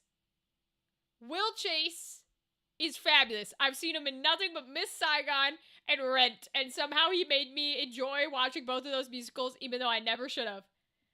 Because they're not good musicals. Okay, Inky's animation. Oh, cute! These are adorable! Okay, I'm gonna keep my eyes out for it, James. Congrats, my dude. Congrats. Been loving watching Matt as a player. I know, right? I know. He's doing... So, what's funny is he's doing what I do. And which is why another reason I'm a bad player. He's playing a character nobody likes. And he can do that because the group of people he's working with know how to continue to run a campaign even if they hate him. You can't do that when it's all strangers because most people don't know how to work with that. Most GMs don't know how to work with that. But I like to play characters that everybody hates. It's my favorite thing on the planet. I'm like, yell at me. Be mad at me. Be angry with me. Let's do it. It's my favorite thing ever. And I will give such like an intense little angry little bitch boy energy that will end the session and people will go, hey, I just wanted to check in. Like, is everything okay? What was that? You know, you were kind of yelling or, you know, you got in a fight with such and such character. And I'll be like, no, I do it on purpose. That's my favorite thing on the planet. Riff and Raff is the project. I get to play a dickhead mouse. Congrats! Congrats! May I offer some thoughts on Tales from the Wood Creek? Hell yeah! Tell me about it. I've not seen it. So by all means, offer me thoughts, Theta. Please. You know I love your thoughts. I love all y'all's thoughts. I like your vibe. Thank you, Christopher. I appreciate you. Thank you for liking my vibe. I don't know what I'm doing now. I don't know why. I just upped it. Yup, I love Encounter Party. The podcast has David Lee Hyun as a real jerk. Why do I know that name? What have I seen him in? I keep flipping my chain. Yes, Tales from the Wood Creek all day. Ooh, Theta, James can help. James can talk about his opinions too, because you guys have both seen it. David Lee Hyun. Why do I know this guy? Oh, I don't. Wow, he sounds very familiar, but no, I don't know anything he's been in. Not from what I can see.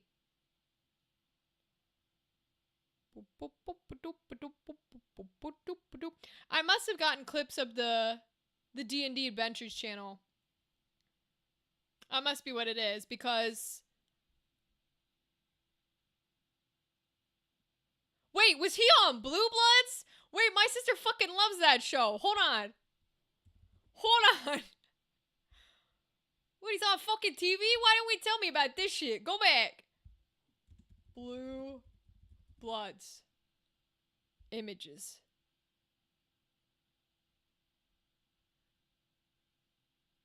I wouldn't know his name from that, though. That's the thing. He's definitely been on it, but I wouldn't know his name from it. I don't know. I've seen his name, so I must have seen little clips of his, like, adventure shit. He's done some great theater work, and he's been in a couple roles, too. Bitch, I wish that was me. It won't ever be me unless the content creation pops off. And that's why I appreciate all of you, because unfortunately when you look like me and you sound like me and you act like me, we got pushed through them barriers. And then they'll only hire you when you're famous, so they can get a lot of clout from you. But that's okay, because we'll be famous, right, guys? It's fine. Everything's fine. And when I make a shit ton of money, it's all going back to you, because I don't need that shit. With no interest. Why did the DM have trouble keeping track of the story? Because the players kept going off on dungeon tangents.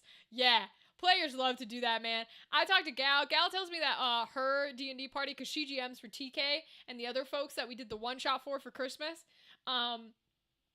she'll tell me tales about them all the time. And they do random bullshit. They save certain NPCs and do crazy things. It's a lot of fun. But Encounter Party, if you haven't seen it, the show on D&D Adventures is so good. The podcast was great too, and Kari Payton was in the show. Now we know Kari Payton. That name don't need any questions. I know that name. Oh, that's really cool. I have to give it a shot and give it a watch. There's so many that is like, oh, these are cool and that's cool. And I find that I'm really bad. I'm bad in the artist way, where I don't consume a lot of other creatives' content, simply because I have a hard time, like, I'm not diagnosed, but I have a hard time just, like, putting something on and being fully engaged, unless it tickles something very specific that's one of my interests, right? There's some things I can sit down and I can watch for years and I'll never take my eyes off of it. And there are some things that I'm like, this is good, but it doesn't vibe with what I vibe with. And so it's really hard for me to get through it, even though it's good. And also, what sucks on top of that, there's an ad break on Twitch in like 10 seconds. What sucks on top of that is, even if I adore something, it's one of my favorite things on the planet, I love it with all my heart and soul, I won't remember it. Because whatever undiagnosed thing I have, I don't have memory. It's not something that I have. I can't do it. It doesn't matter what it is, how much I liked it, I don't remember shit. And so people, you know, I always apologize when I'm talking to other creatives where I'm like, I've definitely seen your show. I've definitely read your thing. I'm sorry, I don't know what it is. I don't remember it, even though I've seen it, even though I've read it, because I just don't. That's not how my brain works. And so then I don't watch things and I don't read things because I know I'm not going to remember it anyways. So I'm like, you know. Okay, Theta, you're talking about the one that you guys, the Wood Creek one, Tales on Wood Creek. Deborah Ann Wool is a screen actress. Yes, I know her. I know of her because she was in like, isn't she in like Doctor Who or something? And pro DM, but unlike many performer DMs, her playstyle does not emphasize roleplay. She's particularly interested in encounter design, especially puzzles. Ooh, that's intriguing. I've watched Encounter Party probably 100 times, and I still cry in Kari Payton's monologue on his character. Aww. Deborah loves her some puddles? Hell yeah. I used to have bomb memory, but it's been gone the past year. Whether it's just getting older or the trauma from beginning of 2025, I don't know. That's the thing, is like, I don't have like DID or anything, but I do have portions where my brain will just decide we're not keeping that. Like, I do not remember. This is the part that gets people, because when I say I don't have memory, they're like, oh yeah, okay, sure, whatever. I'm not saying you're doing that. This is just like what I get casually. And then when people ask more about it, or when I like don't remember something, they're like, what do you mean? We talked about this. Then I have to sit there and explain, like, no, you don't understand. I have like whole portions of my life that I do not remember. Like, vacations. I have whole vacations that I was old enough to remember. I'm talking a teenager. I have whole vacations where I'm in the picture, in a different state, doing things, and I don't remember it. I don't remember being there. I don't remember going. I don't remember leaving. I don't remember coming back. I don't remember what we did when we were there. I don't remember anything. The plane ride, the buses, the hotel, nothing. I have absolutely no memory whatsoever of doing it, being there, it happening, nothing. but there are pictures of me there during it. So, like, it's really weird. And a part of me, there's a teeny weeny part of me that does think it's kind of cool, because if you've ever seen the cliche in a horror movie where you're walking through a house that is supposed to be yours and there's pictures of you, but that's not your wife and that's not your children. Like, you know that horror movie trope of like, what are these things? Oh my God. I literally have that. There are literally pictures of me that I have no idea. And people that I'm like, I don't know. Which is crazy, but I got a little bit of a horror movie trope in me, okay? Because I'm a horror bitch. But yeah, and then when I tell people that, they're like, oh, you mean it's a legitimate thing? I'm like, yes, I do. I don't just mean, oops, I forgot. I was so busy that day. No. True Blood, she was Jessica, I think was the name. The little girl vamp. Oh, Deborah Ann Wool? Okay. I know she was in something because she looks very familiar. Why did the barbarian become a chef? Because they love to rage against the cuisine? No, Andrew. Why did the barbarian become an artificer? Because they love to rage against the machine. There you go. Write that one down. We like that one. People will forget what you said, and people will forget what you did, but people will never forget how you made them feel. Love that quote. Yeah. That's like, I'm the embodiment of that, right? That's why I try to always, for me, I try to always remind myself that, like, it's okay. Whatever you said, whatever you did, it's fine. It's just, my whole thing is I try to make people enjoy whatever the moment is. Now, my personal thing, because, you know, they always make you, and I hate this shit. This shit drives me crazy, because you shouldn't have to have one, but whatever. They always, when you do, like, professional submission for things, they're always like, what's your artist statement? What's your creative statement? What's your actor statement? What's your director statement? What are you trying to do? Why are you doing this piece? So why are you creating art? Why are you acting in it? Blah, blah, blah, blah. Nonsense. But the thing that most people probably don't get, which probably I don't get catch a lot, but regardless, the thing for me that I'm like, why do I do what I do in any format? Because a lot of people, like actors, comedians, content creators, whatever, will say, well, I love to make people laugh. I like to make people have fun. That's like why I do what I do. I'm kind of on that wavelength, but a step deeper, a step closer to the core, which is I like to make people feel something. It doesn't need to be like, I want them to enjoy it, but I don't think enjoyment means laughter. I don't think enjoyment means happiness. I don't think enjoyment means positivity all the time. Sure, it does, 100%. But for me, enjoyment can mean horror. Enjoyment can mean sadness. Enjoyment can mean feeling intense, horrid emotions in a safe environment. For me, that is enjoyment. So, like, when comedians and people make fun, silly content are like, I like to make people laugh, I like to make people happy, whatever. I'm like, yes, but flip it. Yes, but that's exactly the reason that I create the content that I create.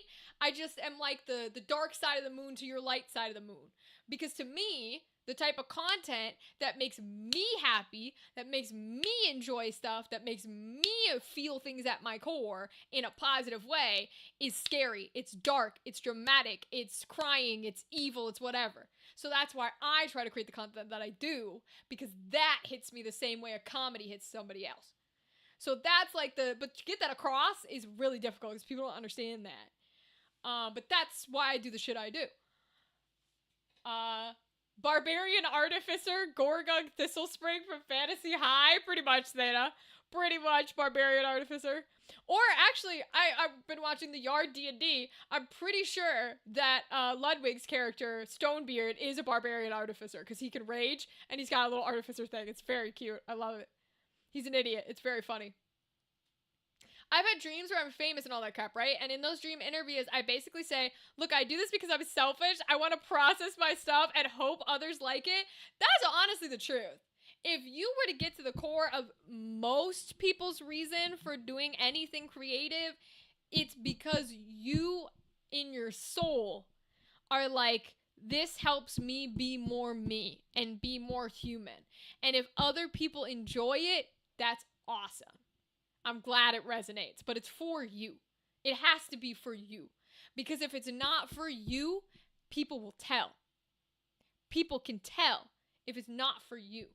That's why we were talking about how it doesn't have to be a professional Broadway show for it to be the best thing on the planet. I love local, like going all to see local productions because you can tell if they're passionate in there. You know what I mean? And that's why it's one of those things where you have to be very like into it. You got to be a part of it. You got to be with it. And if you're not, they will be able to tell. You align very closely with Brennan in that respect, telling stories to make people feel strong emotions, including fear and sadness. Yeah, Theta, and that's one of those things where, like, that's why the hardest part of being a creative at this scale, and you guys hear it all the time, so I'm not going to go big into it, but the hardest part of being at a creative at the scale I'm at is I do not have the privilege of just creating. I do in theory, but it's not just about me at the core, right? It's got to go somewhere. It's got to do something. People have to consume it. Yeah, you're creating for you, but a part of my creation needs to be for other people. Yeah, I have things that are just for me. I write just for me, right? I paint just for me. But when I create things, that needs to go somewhere. And so when you're creative at a scale where it has nowhere to go, drives you crazy. And I'm trying to figure out how to compromise so that it can go somewhere and it can be made, it can be done at the scale I'm at. So I get talked down, I'm working on it. We're working on it. You know what I mean? We're always working on it. I loved watching Matt, Abria, and Brennan doing like the roundtable discussion. So fun. Yes. And they're also very different. Like it's one of those things where I love Matt as a player. He's not a GM for me to watch. I don't like. I got a quarter of the way through campaign 3, and I have no interest of watching the other 2 campaigns. I watch the animated shows. I just, not my style, not my vibe, but he's an incredible human being, and still a good GM, just like not for the content I watch. I love and adore the way Brennan GMs a serious campaign. I don't know how he does the funny ones. I've not watched Dimension 20, so I don't know. I'm not a comedy person, so I hesitate to buy anything Dimension 20.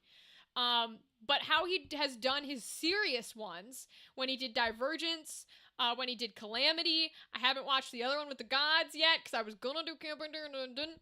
But when he does his serious ones, I adore the way he does it and the thought he puts into it. So I love campaign 4 because he's put so much fucking thought into the beautiful severity of the campaign. Abria, I don't mind her GMing. I would prefer to watch her over Matt as a GM. But I enjoy her as both in specific contexts, because I think she's a really good GM when she has control. Like when she has players who are willing to say, fuck yeah, I'm into it, throw shit at me, she does an excellent job. Her, when she did the one shot or the little short story for Critical Role, she was an excellent. When it had Matt as a player and we had Orem and we had Fern and all that, excellent. She was excellent because she had good players for it. And her as a player does really well when she has a GM who's also willing to give her that control back. She's kind of, I see myself in her where she likes a lot of control, or at least it comes across that way. And that's a hard thing to do as a player because you gotta be careful on whose toes you tip. And so I love her as a player in Private Nightmares because Alex is a very laid back person. He's a very calm person. He's a very thoughtful person. And so when he is a game master and Abria wants to take that control as a player, he gives it to her. There's no taking spotlight. It doesn't feel like she's overtaking anything because he's not there to be. He does what I do, which I really like in the shows that I create. And what I want to do more of is he is there to be the narrator. He's not there to tell the story. The players are. He's only there because they've got a timer on the wall and they need to do it within a certain amount of time. But he acts as the internal thoughts in Private Nightmares because in the vampire games, you have like an inner instinctual voice when you turn into a vampire that's essentially just like eat people, devour, feed. And so he acts as that voice. And he goes around and he talks to them and he plays with them, but he's not an NPC or a storyteller unless they ask him to be. And so Abria does excellent as a player with him as a GM because she is allowed to control the narrative and he goes with it. And he flows back and forth with her so well that it's gorgeous. And like I wish I could do that as a GM. That's what I want to be. Is to do that kind of a part. And it's, yes, Theta, they do call it the Beast. Thank you. Beautiful severity. I love that. Yes. And it's, because there's a scene. I'm going to do a little bit of spoilers, but not really. I still highly recommend watching it if you get the chance. Private Nightmares is one that you can mostly put on in the background. I watch it because I like acting. There is a specific point in the first season when they realize what they have access to as actors making this show. And there's an episode where half of the episode, if not more, is filmed like a fucking film. The shots are different. The positions are different. They're one-on-one with Alex and the actor and the camera. It's not sitting in a circle talking to each other. It's fully each individual segment. And that is where Abria shines the most with a GM like Alex and where it's very clear that that's the type of GM that she needs. And that he does an excellent job because her whole scene, her character is a mother with like an ex-husband and children, and she feeds off her family. She drinks the blood of her husband and her children, which is crazy consent, crazy topic to deal with. And we're not going to go into the topic, but her scene is that every time she needs to feed again, because vampires have to feed, they have to drink blood, she will go to her ex-husband, who doesn't want to be with her, who broke up for a reason, and she will play the game of re-seducing him, re-bringing him into the idea that she loves him and she needs him, and maybe they could work, and maybe they could get back together just to feed off of him and leave him again. Every time her character does this. And she chose that as her scene. And it's a masterpiece of acting. Because everybody got to do their scene however they wanted. But Alex literally just, when she starts this scene, she does something where she's just like, he's next. He always come in and he always smells the same way. I know his scent. And Alex, without missing a beat, just steps in and is like, hey, honey, what's up? What are we doing? And is the husband. Without missing a second. He's not narrating. He's not giving descriptions. He just becomes the husband. As if he's another player. And she's now in control. And they do an entire scene of like, she moves him around and they flow back and forth. Like they touch each other. Like she bites off his neck at like the end. Not literally, but basically. And they do like a dance circle. It's incredible. Genuinely gets me every time. But it's a perfect representation of a game master and a player who are the most in sync I've ever seen. It's the most in sync I've ever seen. Where they need each other in those roles specifically. They're perfection. Which is a little bit why I'm excited for them both to be players at the same table and have chosen to have backstory connected to each other in Campaign 4. But they're both players, so it hasn't quite meshed exactly the same way. as Private Nightmares, but it was beautiful. Louise is also very good at being the pushback role, at letting things come to him, and then pushing a little bit backwards. So he's also good at the back and forth. And so he's really good playing with Abria too. I would love to see him played with Abria, maybe as the game master or something like that. He does well, I think, under Brennan as a game master, but he's got a little bit of, I hate to say this, because I love both these men. He's got a little bit of what Robbie Damon has, where they don't pick up on, and I do this too, I need blatant language. Brennan is such a, and Abria does it too, but Brennan is such a wordsmith that sometimes he does not like to just say what is literally the answer. And Robbie and Louise, from what I've seen, need sometimes for you to just tell them the answer. Not all the wordsmith and the flowery language. And I'm the same way as a player. You can't give me a flowery language, beautiful, well, it feels like this, or you blah, blah, blah, blah. You need to, if I'm asking you a vital, important question, you need to straight up be like, no, that is not what's happening. Or, yes, that is what's happening. Or they misinterpret things. Robbie, in one of the Campaign 4 soldier tables, another character had gotten a beautiful flowery answer from Brennan on the hotel, or the hospital, because she was trying to figure out if it's like an evil hospital, and Brennan gave this beautiful language of like, they're saving people, and maybe they're not the best, but they're helping, blah, blah, blah. And Robbie took that to mean that they were a scam, and they were bad people, and them saving people was a front.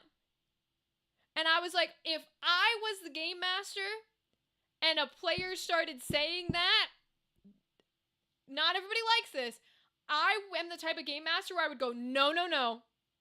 I'm sorry, that is not what I meant. I think you misinterpreted it. They are good. They are doing good here.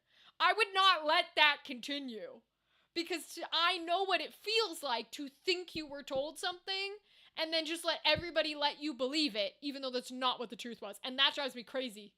So that irks me a little bit, but that's just playing, you know what I mean? It's not like a crazy, horrible thing.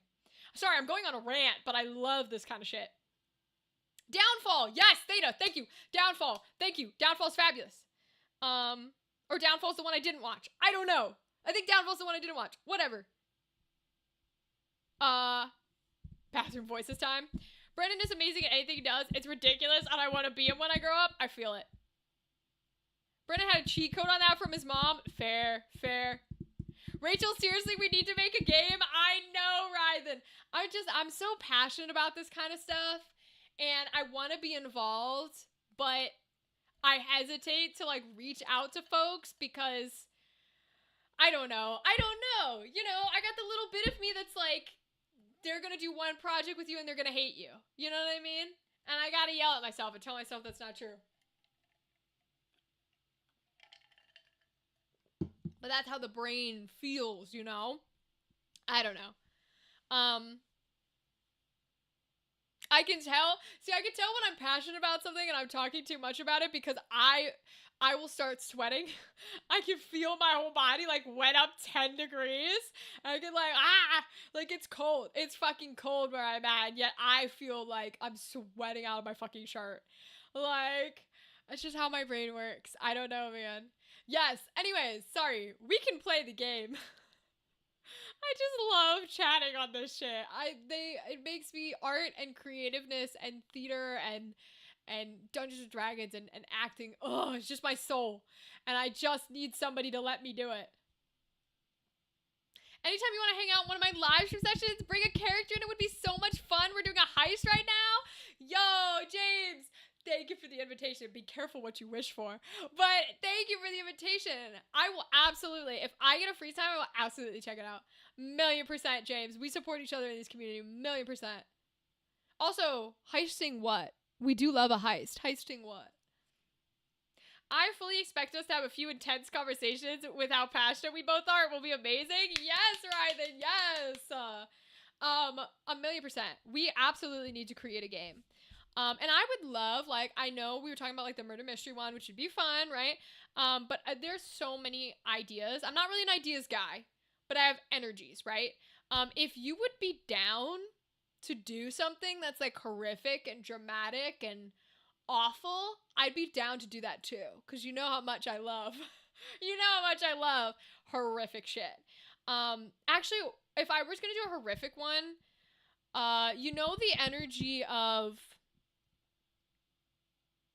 part of Inscription and other games where it's like real literal camera footage, you know what I mean? I would love to do a type of game that's just literal filmed. Like, I'm filming some shit. And I get people to film, like, horrible things and maybe, like, branching choices or whatever, or different stuff. There are a lot of old-style games that would do that, where it was real actors that were, like, filmed and then you choose things. I'd love to do one like that, too. Because that would allow some crazy shit. One of our friends of the stream, Ava, does excellent performances. They'd be really good. Oh, it's set in Baldur's Gate. Oh, okay, so your heist is set in Baldur's Gate. Okay, wait. Now I'm kind of like about it. Patriarch wants to help with a plague in the outer city. But of course they can't, since patriarchs don't help the outer city. So he hired my crew to rob him. Oh, that's hysterical. Wait, you reversed heist. That's so funny, James. I love this. That actually is a cool concept if you were trying to do a villain. I know you're not, but that'd be really funny if you were trying to do a villain, because you could be like, I'm trying to get you guys to steal from this, like, whatever bad person. Then they agree, and then they get caught, and he hired them to steal from him. But when they're like, that's the guy who hired us, he's like, how dare you? You know what I mean? He ends up being the villain. That'd be very funny. Oh, that'd be a cool effect. I typically shoot for psychological tormenting of my players, making them question reality. Yes. I mean, that's kind of what I do too. It's why in the past 2 shows we've done that we created here, when I would have people fill out character sheets, what I would do is I would create my own character sheets, and I was like, these are the questions I need you to answer. So for the Catholic horror one, for example, I'll give you guys a little insight into what the actors would have to do. The questions are like, you know, you got your basic stuff of like, why are you here? You know, what do you do this for? Like, what, etc. But I don't need their backstory and all their stuff. They don't have to create that if they don't want to. My questions are like, because in the Catholic one, they're part of the King's Guard, right? So it's, why are you a part of it? Were you forced to be in it? Are you being blackmailed? Did the king make you be in it? Did the queen make you be in it? Who are you doing it for? That's always a big question that's on all of my sheets when I have actors join me is what is your goal? If you write down your goal, we're going to do it like an actor script because this is what actors do. What is your goal? Why are you here? Why are you doing this? Why are you going to say yes when I give you a question that you have to say yes to? You need to have the why because you don't get to say no.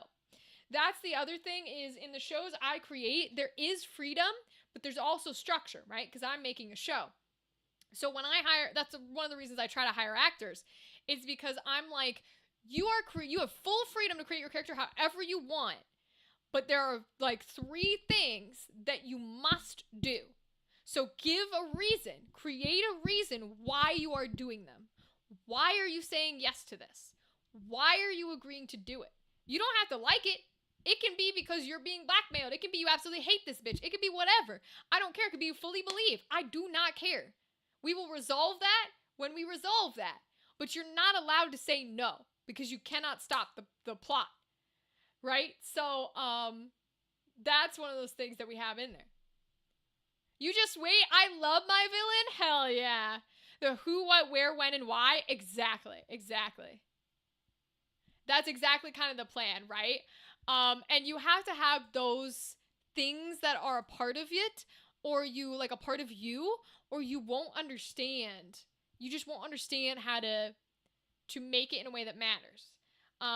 Because backstory, what you're doing without realizing you're doing it, which is why I hire actors, because actors know they're doing it. They're trained to go for the specific. When a casual person is creating a backstory, what you don't know that you're doing is you're creating a feeling.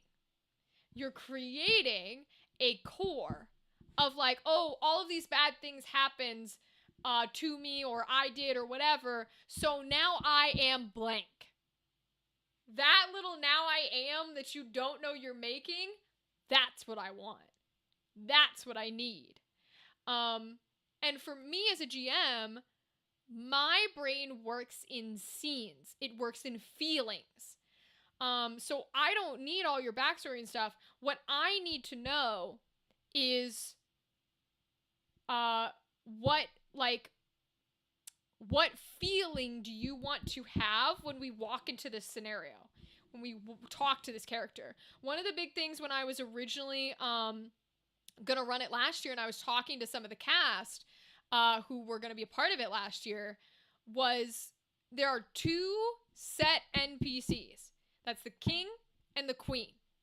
You do not, under any situation, get to bring a character that is going to push back against them until like we get to the end or whatever, right?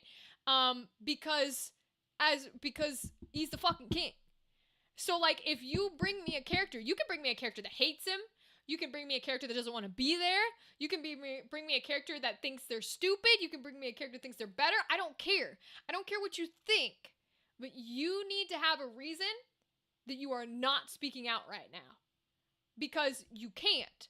In the actual context, I cannot have you do that because the king would just kill you. And this is not a casual game. I'm not pulling I want you guys to be able to play, so I'm just not going to have the king kill you. No, this is a show.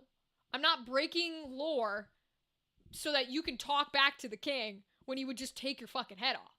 So that's one of the things that like I told them was I was like, how do you cannot like go against proper like royalty status, but that doesn't mean you can't ask questions. That doesn't mean you can't voice your opinion. Doesn't mean you're silenced, right? What I need to know is how do you want it to feel? If you want to be that character that is allowed to question the king's command, or question how the king's feeling, or question what the king says, if you want that privilege, you can have that privilege. Now we have to talk about how you're building a character that has the right to do that. Is it because you are very politically savvy and the feeling that you want to have with the king is that he respects your voice to a point?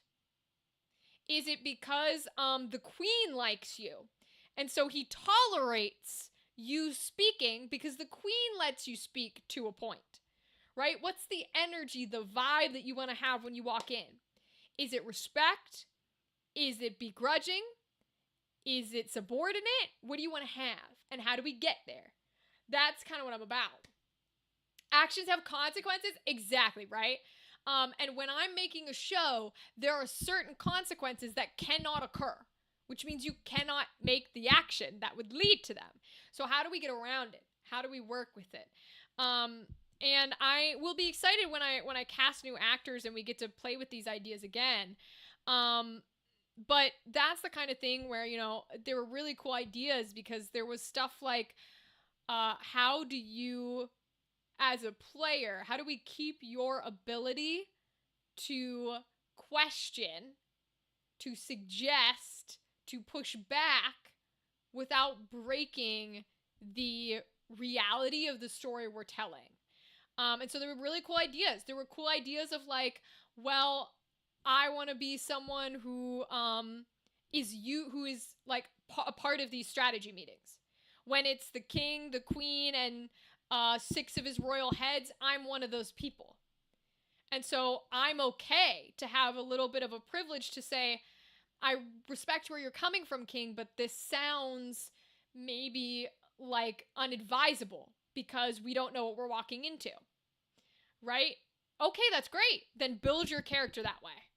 Build your character as someone who has that. And what personality do they have that they have been assigned this position where they have the privilege of being able to speak that way to the king of the fucking kingdom? And if you're building that character, know that there is a point that you can't cross, right? Now I'm going to tell you what the point is. I'm not going to fucking be like stupid and belligerent about it, but know that like if you push a little too hard, like if you say like, I think you're being emotional, you might get the like, shut your fucking mouth, right? I'm not going to kill you, but know that that's coming, and know that when the king says shut your fucking mouth, you don't get to fight back with like a, I'm gonna pull my sword out. No, the fuck you ain't. Like, sit back down. You know what I mean? But it's fun. I think that's fun. I think having those boundaries and those limits can be fun because then you get to build around them and create around them and learn around them. One of the characters that was being talked about was fully a part of the king's guard because he was terrified of the king. He was magically gifted. He was extremely valuable in like the spells that he could cast, the things that he could do. And so the king wanted him for what he could do. And because the king's a lion and the character was like a little capuchin monkey. And he essentially didn't get a fucking choice because he can't say no. He could literally eat him. So that was really cool because that was creating a character that essentially was like a, I'm teetering on a weird foothold where it doesn't matter what my opinion is because I don't get a choice and I'm trying not to get eaten. Like, which was really, really fun. Because then you get to play with, when you start building that, now you're asking yourself questions. Okay, why are you here? Why haven't you just run?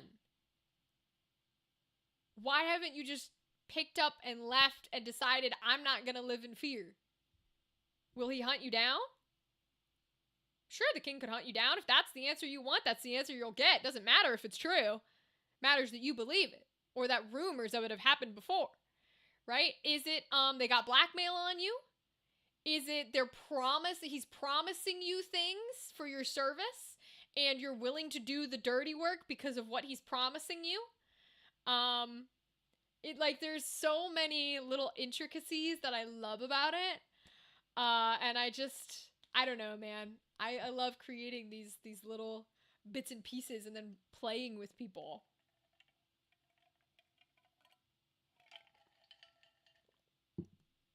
But anyways, we have chatted for 2 hours, which I love. I love the talk. Thank you guys for letting me talk for so long. Oh my god.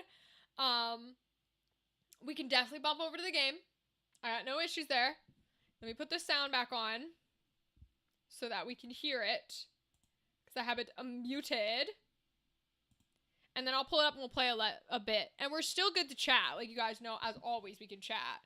But this way we can play a little as we do. So I have grinded, not to super high levels, just to like 7 or 8, like I was talking about. I might do one more grind. I was trying to go to the places, because I was trying to see if there's any errands. And it looks like there's some here that we can do. But it's just recruit and rename. So I don't think there is. Oh no, okay, they're in the tavern. Alright, let's send some people out. We're going to send our lower people. We'll give them 11. Oh my god, I have a shit ton of money. What the fuck? Why do I have so much money? Crazy.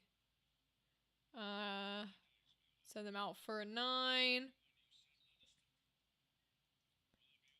Okay. Alright, cool. So I have a bunch of money, so I might as well get people better equipment. I don't know if we have any, though.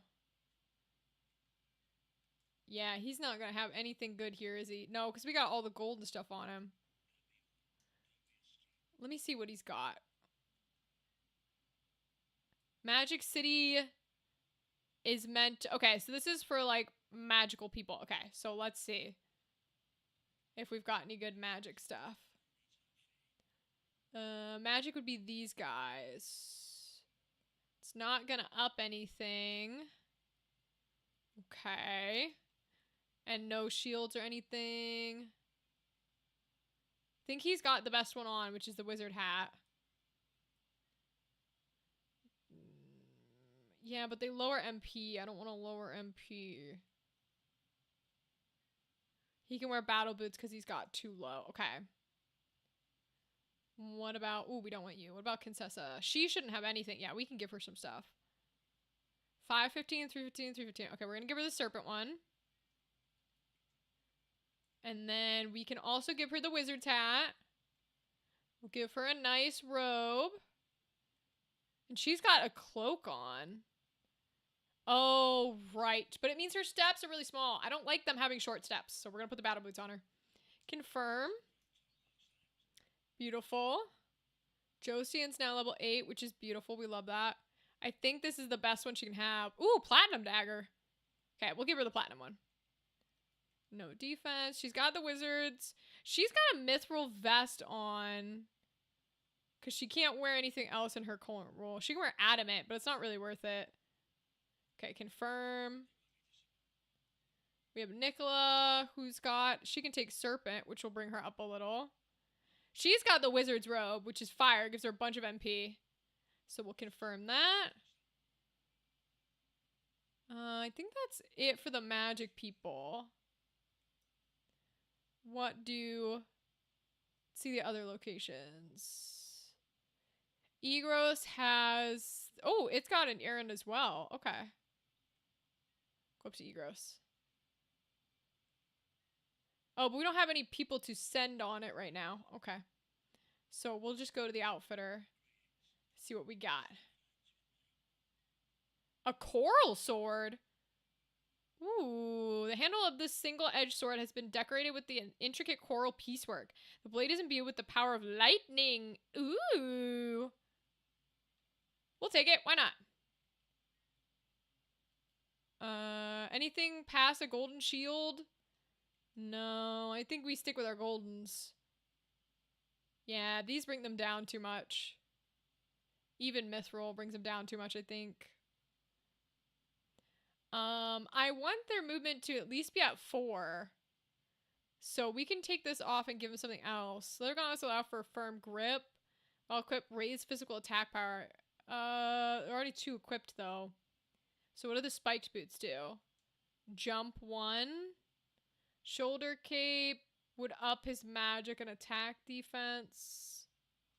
Sure. Grease lightning? Yeah, literally. Okay. Any good bows? These are all the same bows. Okay. He's already got the mithril shields. Headgear, nothing. He's got the mithril vest. And he needs the boots to be at 4. Okay. Platinum dagger, nothing. Headgear. Mithril vest. Power gauntlets. Okay. Oops, I keep going all the way out without meaning to. Battle axe, which is pretty cool. The coral sword would take her damage down, but it would give her a little bit of reflect. But I'm kind of okay with where she's at. I like the up damage, gotta be honest. She's got power gauntlets too, okay. So I think that's gonna be it. I guess we could send the level 8ers because we're about to be their level. So let's send the level 8ers on the mission. We'll send 1, 2, 3. They only need 15. Okay. Now, let's check the other locations. They do not have errands. Okay, but Merchant City also looks like mages. It's pretty exactly the same as the land, so let's go to the merchant one. Oh, we should fight because we should get more, but I'm gonna flee. Hi, Dadley. Welcome. How was your night, Dadley? How's it going? What's up? What's up? Let's see. So this is also mages. Okay, so I think we're kind of at the right... Yeah, okay, this is the same stuff. So this must have been the one we were just at then. Okay. We're going to try and do plot, I think. All right, home from a mad day of work. Okay, well, at least you're home. You can chill out and you can have a good time. Eat some nice food. That's always good. I think this is going to be kind of the same stuff. Yeah, wizard hat. Robes. Okay.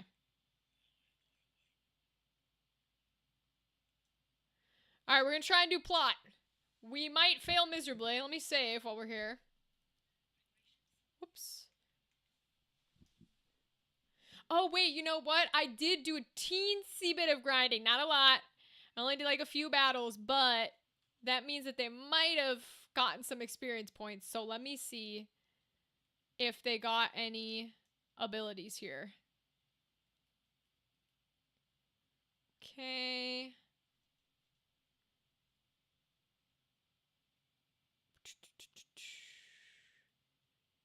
$133 on the thief. Nope. Equip axes we don't need. I'm gonna turn on my little heater. Boop. Treasure hunter. Oops. Phoenix down is always good, even if they don't use it. Knight archer. Okay. Chicken with rice in the microwave? Let's go, Dadley. Let's go. I'm glad to hear it.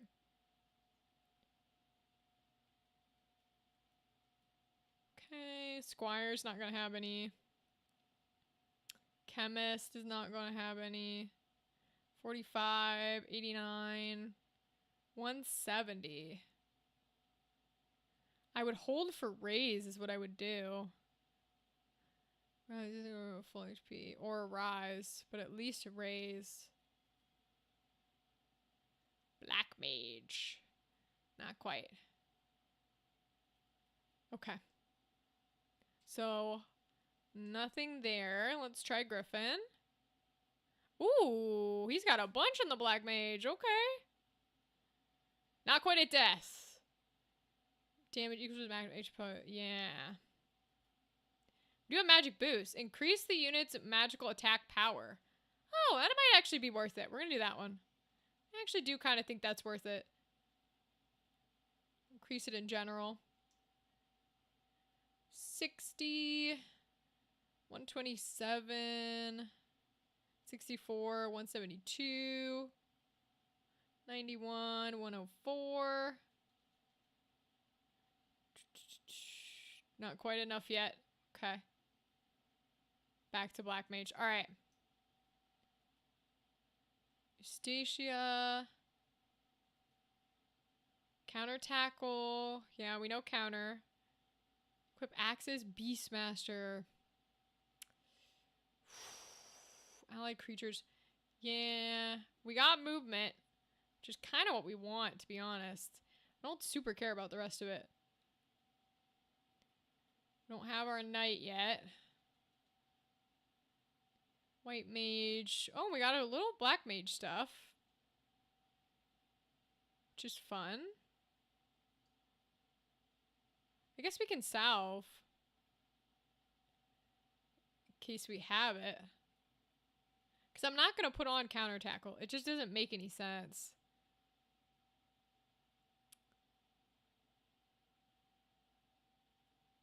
Yeah. Maybe we'll save for focus.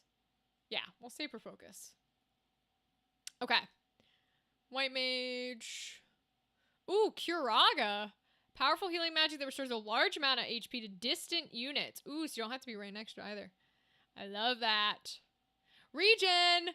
That's, I think, what I want. Magic that invigorates life force, granting regen to distant units. Yeah, I want regen. Hell yeah. Then I'll continue to save.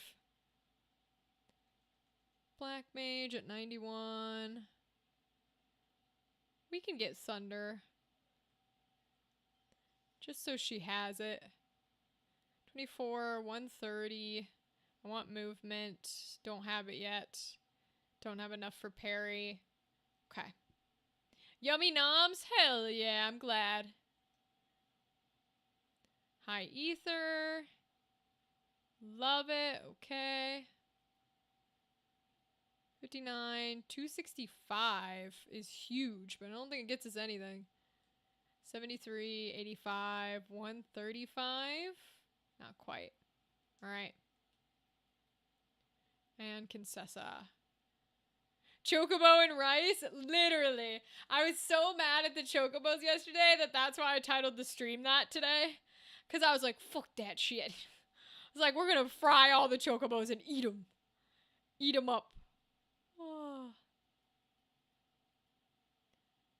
Okay. 46, 81, 130.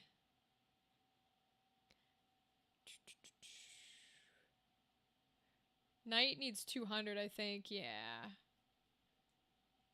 Okay.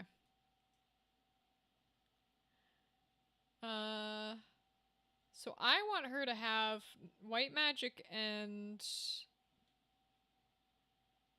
probably black magic up. Yeah, because she's at least got Blizzara then. She doesn't quite have enough for parry, but that's okay. And then Josian has black magic. That makes sense. Nicola has white and black. Eustacia is our power hitter, man. She's amazing. Black and white. Steel and items. Oh, I gave him items, huh? Interesting. Yeah, I guess that clocks. Okay, we'll keep with the items. He's got white magic on him as well. 'Cause I don't think he can do anything else, no. And then we have items on us, but I think we're gonna put martial arts on us.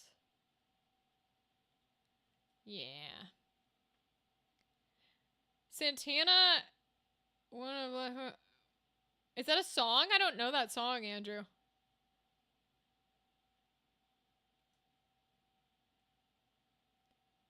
All right, now we will save. And we will give it a shot. Let's see what we can do here. It's plot time. Plot.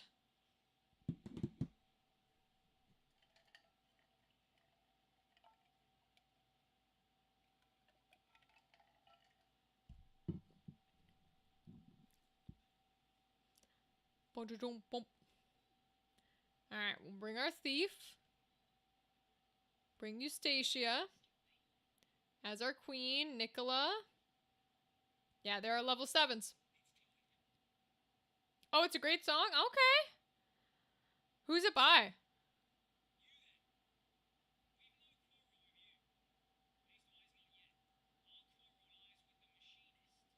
Oh. Okay, oops, I paused. We've heard this. Yeah, because we fully ass died to these fuckers. Because we were very underleveled. And we still kind of are. But I think we're a little better than we were last time. Alright, we're going to try and get one of these. We're going to try and steal the heart of one of these dudes.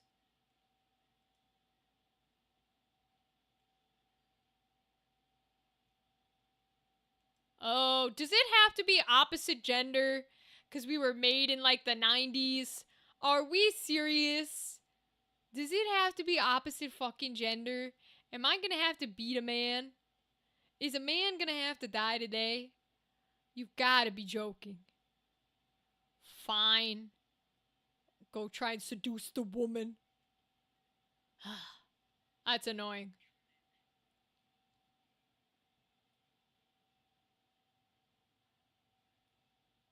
$32 damage, man. Maybe we are still too underleveled. Jesus.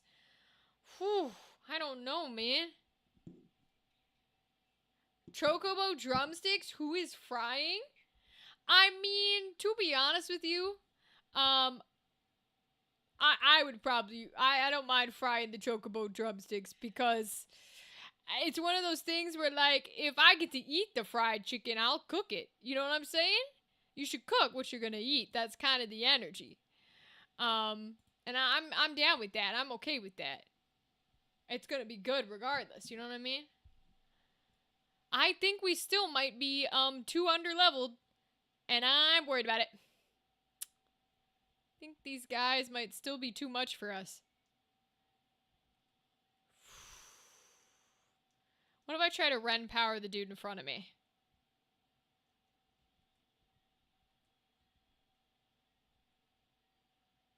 %.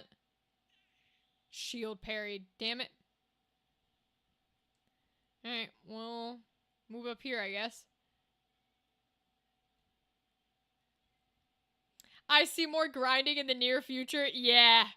Unfortunately, I think that is the case, Dadley. I tried, but this game does not like you to be behind. Holy Jesus. He's got parry on him, too. Okay. Maybe what we're gonna do is...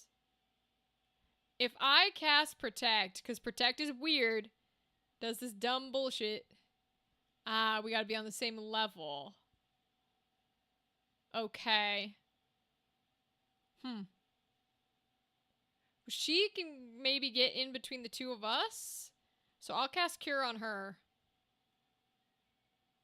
And then I'm gonna move to be with Ramza, I think. I'll go here, so that way we can do it in either one.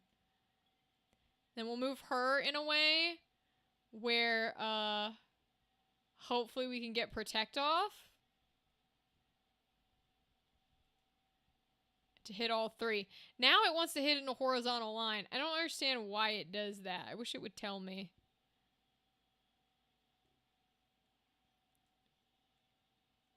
Okay. Maybe I move here. Oh, still only wants to hit two of us, huh?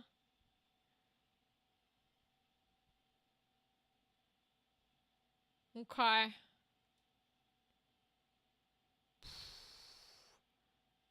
I think maybe we still go for it. Let's do it. Might try peanut butter fudge, mint fudge with caramel drizzle ice cream tomorrow. Do it, Andrew. Let me know if you like it. I think it's fabulous. Got some protects off at least. She can reach him from there? Damn. At least we got the heal going. Oh, that's right. Because they summon these crazy ass bitches. Oh, they summon the star women. Oh, that's why we're so underleveled. Oh, this is going to be difficult. Because they summon star women. Uh-oh. Ay, ay, ay. Does Steelheart have to go through someone? 52% chance. Hey, summoner, work for me. Oh my god, it worked. Holy shit. The summoner's on my side. Let's fucking go. At least for round one. Woo! Thank God. Sounds like a diabetic coma. Kinda does if you're gonna eat all that. She cast stop on him, which is good. Yeah, they're going for Bertram. Probably gonna try and kill him. Yeah. That's what I figure. Ay, ay, ay. Who's he casting that on? What it's not gonna tell me what tile it's on? That's a little annoying. Alright. We need to kill that summoner, so I'll send Ramza down there. We're gonna go behind this guy. Oh, this is Ramza. Okay. Let's get Ramza down there. Go for that summoner.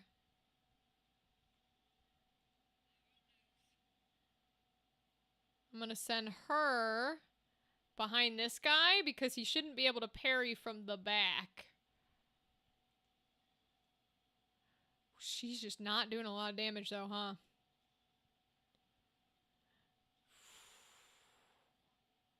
She doesn't have raise to hit him though, so I'm just gonna go for a straight attack on the archer. At least we do a good shot. Nah, I don't understand why we're dealing 9 damage when it says we're gonna deal 89. I don't understand that. What does he have that's causing that? Because that upsets me a lot.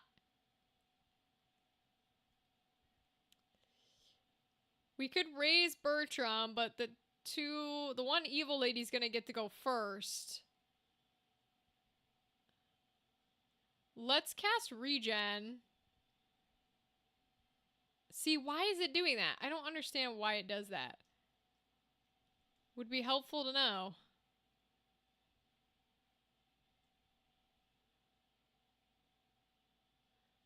Maybe I can cast it on us two.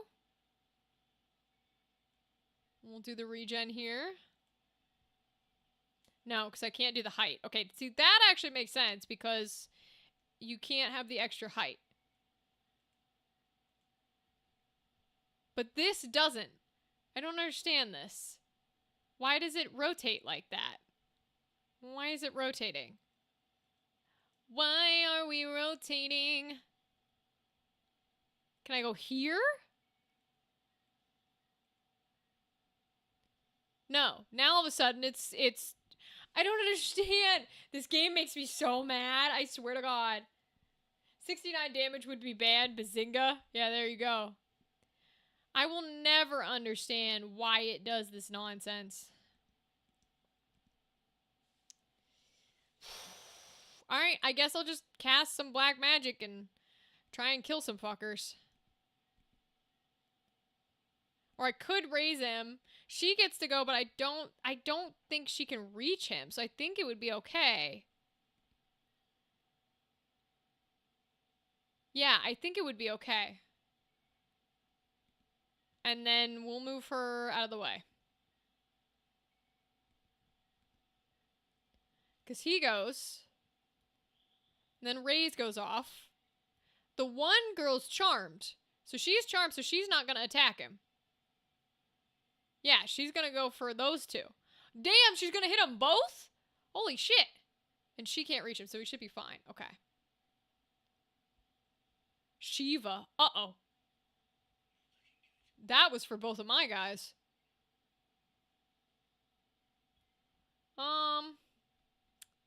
Is Shiva on the tile? Okay, Shiva's on the tile. So I need to get them out of here. Okay. Got it. I don't need to get him out of here. Because she's charmed, so she purposefully didn't hit him. Cool. Love it. But I should try and maybe get him to the other woman. There's only 2 women, though. You got this? Thank you, Kimberly. We're going to move him up here. Oops. We're just going to straight up attack the guy. Shield parry, damn. She casts Judgment. Damn, dude.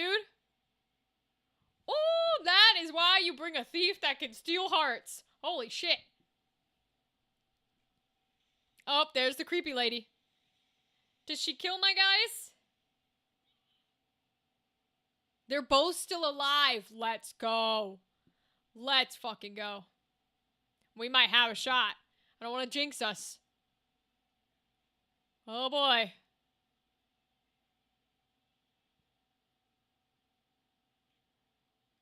Oh boy, we might have a shot here. I don't want to jinx us. Ooh, he can't get down there from here?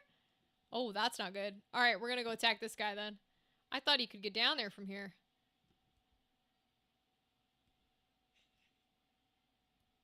Well, it's not great, but okay. She's got Protect on her. And we can't get behind them. We can get behind him. We might be able to kill him. I know, literally, Andrew, that's my feeling too.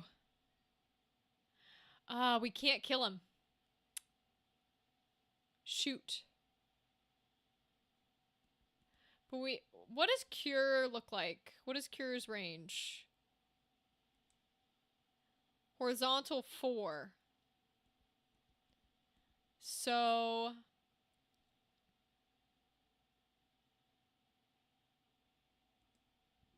we might be able to stand in a place where we can cast it on Ramza and her together.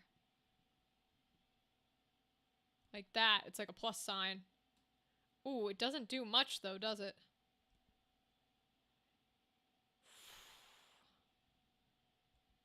Yeah, I think maybe we just deal the damage. We can get behind him.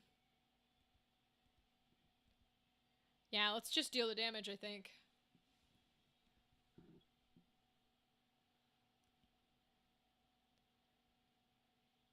Then maybe we can cast some black magic up here.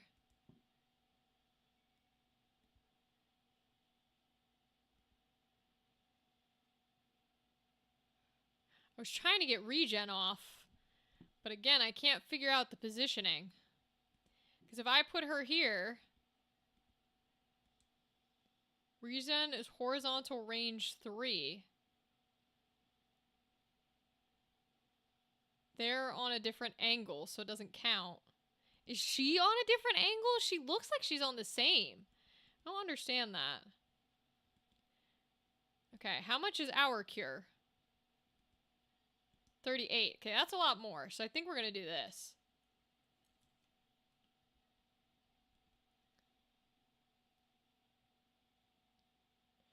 Yeah, I don't like that attack, but at least it goes off. She can heal them. Yeah, but we heal the bad guy, which I don't like. Ooh! Someone got KO'd. Was that the summoner? Hell yeah. Let's go. Okay, she's not down, though. Protect work? Alright, worked on her. And the summoner's down. Let's go. Okay, so we have to go for the other summoner. Ooh, Eustatia's down. I don't love that. I don't like trying to fight these two knights from the back either. Let's see if we can rend power on one of them. Doesn't usually work, but we can try. Oh, it worked! Hell yeah! Okay. If we raise Bertram, he gets to go. If we raise Eustacia, she does not.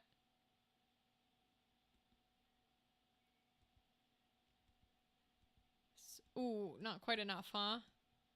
Okay, if we move her up here...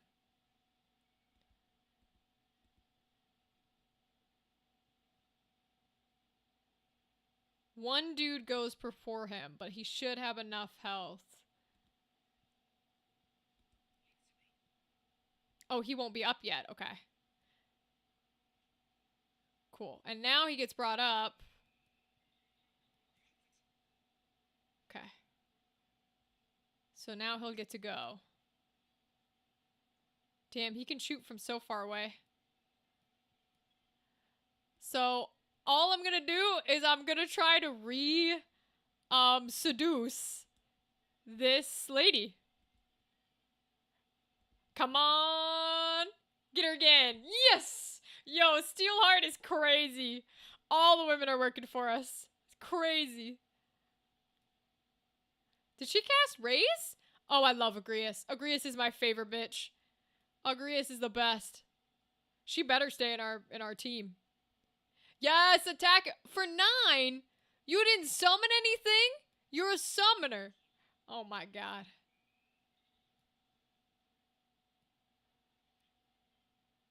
At least they're attacking her too. That's good for us. Don't kill her again. Leave Eustacia alone.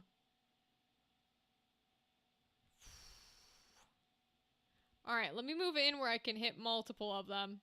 And use some martial arts.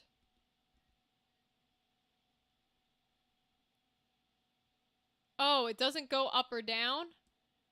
Boo. Shoot. Then maybe I should just try and kill one of them.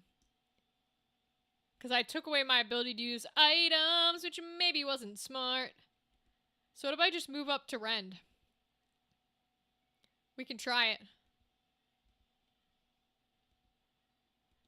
Come on, work. Damn. Yeah, we are. You do not have the ability to raise, though. Which isn't great. I'm gonna move down here and see if it'll let me cast Cure on both of us. Once again, the answer's no. Okay, we'll go here. Get Mustadio up.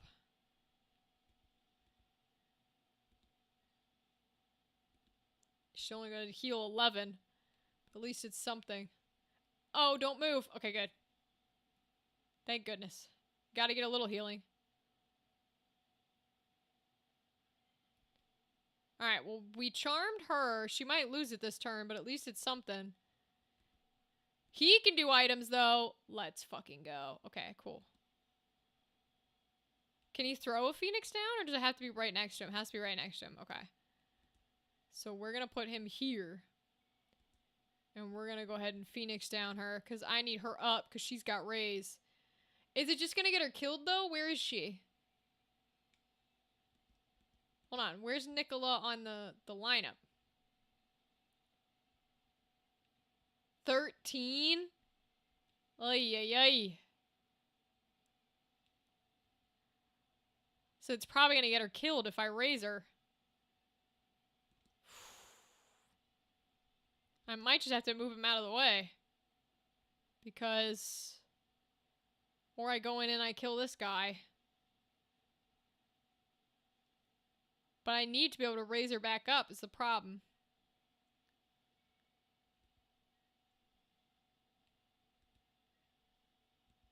Won't have any regular potions. Okay.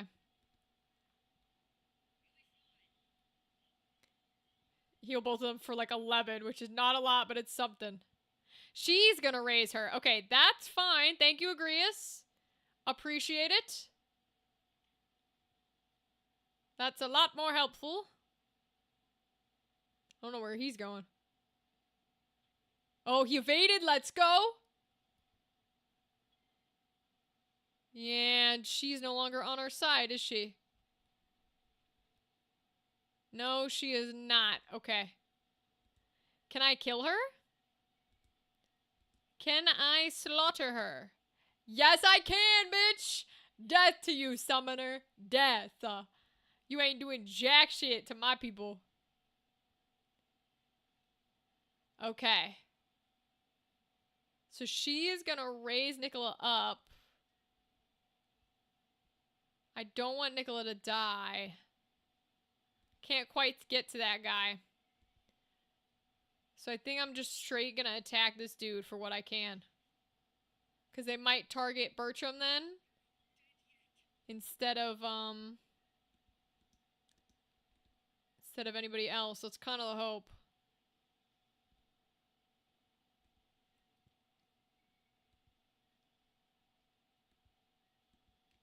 Okay, we'll evasive. Thank you, Agrius. You're a god. We love you. They just gotta not kill her. Okay, cool. Oh, they threw her all the way back in the lineup. God damn it.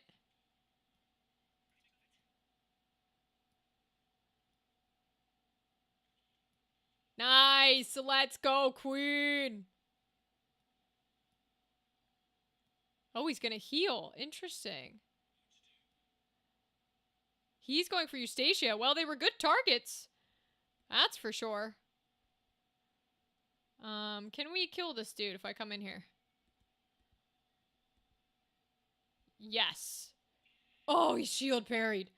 Little bitch. Okay. Does she have enough to raise still? She does. She does have black magic, though. How much damage would it deal?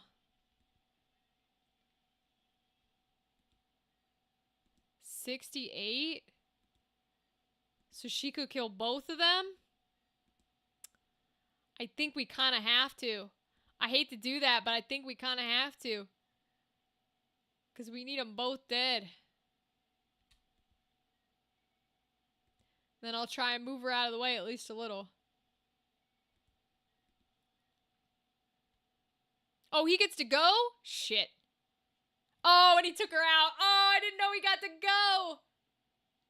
Shit. Oh, we're in trouble. We might have to restart this one. I mean, Agrias is still alive. So maybe not, because Agrias is a badass. That's true. We'll see. Can we do enough damage by hitting this guy, bro? Yeah, I know Hilda's gone forever. She's not ours. She's that chest in the bottom left corner. Thank you for keeping an eye out, though, Dadley, because that would absolutely make me restart. But she is not ours, so we're okay. Oh, we might be able to do it. There's only one baddie left, and we have a turn left. We do have a turn left, and Agrias is still alive.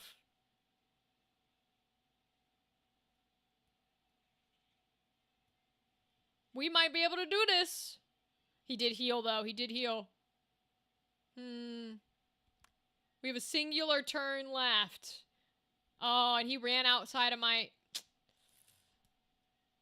It will be up to, Can Mustadio reach him from here? I don't think so. I think we might have to restart. Because I don't think Mustadio can reach him. Dang, we were close, though. That is much better than we got last time. Because I don't think he can reach, can he? But not enough, not enough. Alright. Alright, we will restart. Oh no, no, no, no, no, no, wait, shit, no, wait, shit, oh no, wait, shit, oh no, no, oh no, oh no, shit, she killed him, oh no, she progressed the plot, oh no, oh shit, fuck, what do I do? She progressed the plot! Because our dude died! Our dude died and she progressed the plot! Which means I can't restart!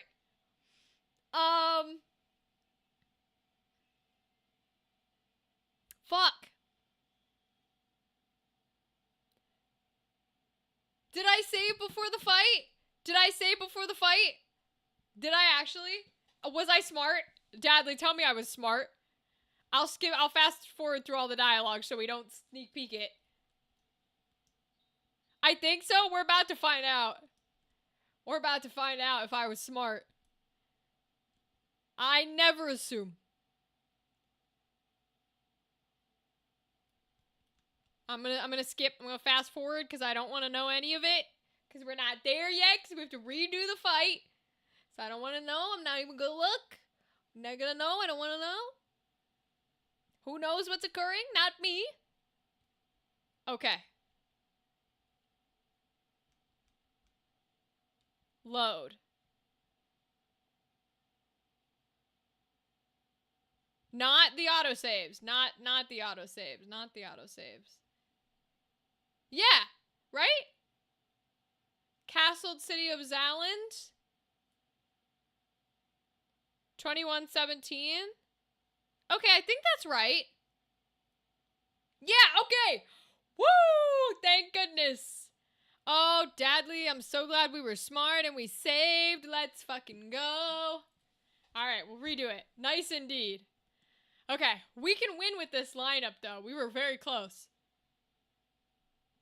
We just need to we need to throw him down and get that summoner right away, for one. Okay, so... We'll take Eustacia still. We take Nicola, and we need to take Bertram. Because he's got to get down to that summoner so that he can romance her. We only really won because Charm worked, though. So I really hope Charm works again. Because she did a number on those fuckers.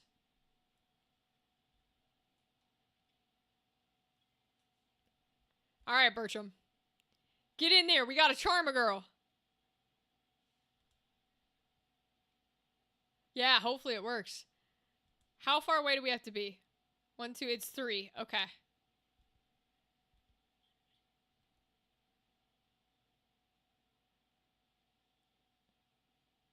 Yeah, he's got some annoying bullshit on him. Alright. We're gonna go right up behind the guy. We're gonna do some rending of power. Here we go. Rend that power.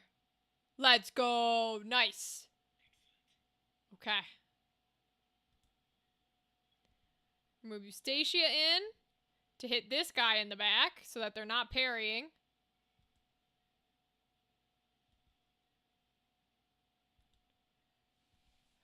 Beautiful.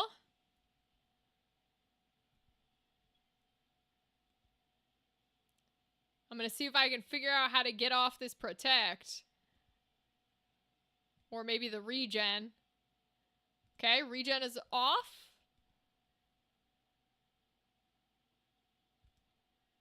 Summoners are coming in. That's where we get tricky. Oh, don't go for him. No. He's supposed to romance you. Don't go for him. Okay, regen's on. Uh-oh. Hopefully he lives. Oh, he's alive. He's alive. He got to get in there and steal some hearts. Ooh, that was not a good one. But regen's on, so we should be okay. I assume regen gives them health. I don't actually know. We've not used it. Okay. We gotta be 3 away, so does that work?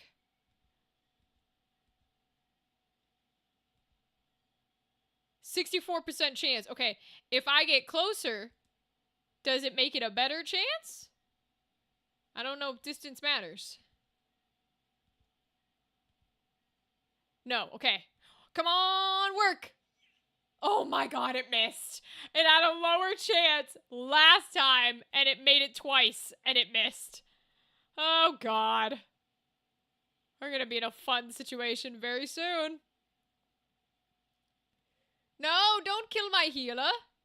What the fuck? Oh, we already have to restart? What the fuck is this bullshit? Oh my god, there's 2 down already? The hell? Alright, we're restarting this shit. What the hell was that?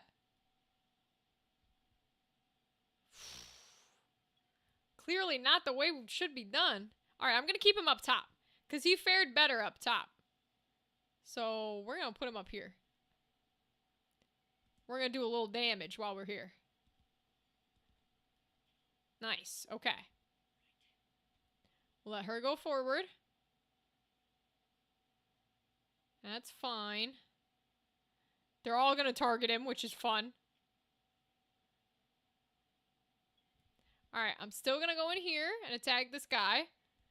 Try and get a rend off. At a 50%, come on! Damn miss. If I put her here, can I get the protect off? I can! Okay. Let's go. I do not want to move her. So I might try to get the regen off here too. Yeah, let's go! Come on. I'm gonna wait right there. Okay, Bertram is definitely gonna die. He evaded! Let's go! Come on, regen. Come on, regen. Miss. Protect? Oh, it was the protect. It was the protect. Okay. We got the protect on 2 of them. That's pretty good. That's pretty good. Oh god, she gonna call another summon on him. Okay. Does the regen come off? I believe in you too. Let's go. Let's go. Hell yeah. Okay. Regen on all 3 of them. Bertram's dead. But that's okay. That's alright. At least they all targeted him. So I got my, you know, like pre-supported magic off, which is good. Okay, Grease is going in. She's gonna do some Judgment Blade. I love it. I don't actually know what regen even does, but it's chill. Okay, they're taking out him, which is kind of expected, but okay. I think we're gonna do a little dark magic here. Because I should be able to hit both of them, depending on what I use. Well, one of them's the... I need to know which archer this is. Who is shooting that? Cuthbert. Which one of you is Cuthbert? That's Derwin. And Gembert. There's Alistair. Is the archer right here? For real? Oh, he's a knight. Okay. And he's doing aim? Interesting. Alright, but that means then that as long as it doesn't put me past 2 of them, I should be able to get a black magic off. That one's too far. But 3 is fine. So let's do a thunder.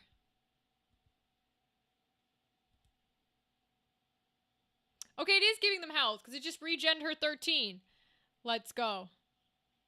Nice, we got a good thunder off. Oh, I don't like that. Going for me, okay, that's fine.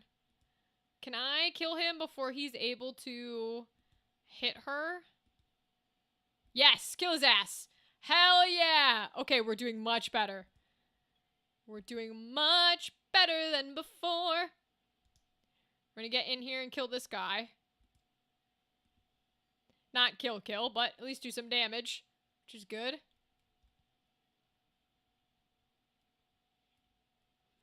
Okay. Now, the summoner's still alive, which I don't love. Okay, it's only hitting Agrias. Both summoners are alive. Ooh, that's not great.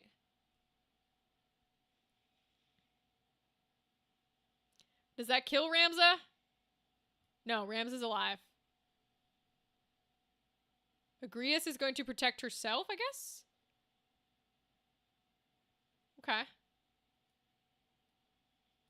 Ah, he took off her helmet. That's annoying. Alright. I want that summoner dead. Want that summoner dead as a biscuit if I can help it.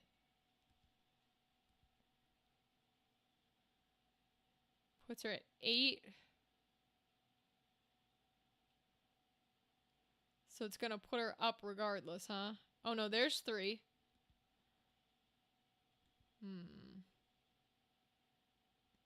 Versus putting her all the way back up in the roll. She still goes before the summoners, but not before the archers. Which I don't super love, but she does have protect and regen on. So it might be worth it, to be honest. Alright, let's move her here. I want to see how much damage it does. 79. Ooh, that's close. 61. 61. Poison has a 73% chance. I think I'm going to cast the fire. I'm going to go for it.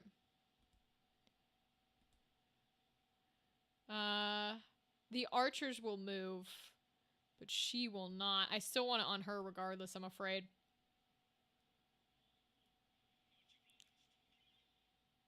Okay, good. Agrias got the protects off. Love that. Yeah, I don't like that. I don't like both these archers going. But at least we get to hit the summoner before they get to go. Haven't quite gotten down to that summoner, which isn't good. I have to send Eustacia down there.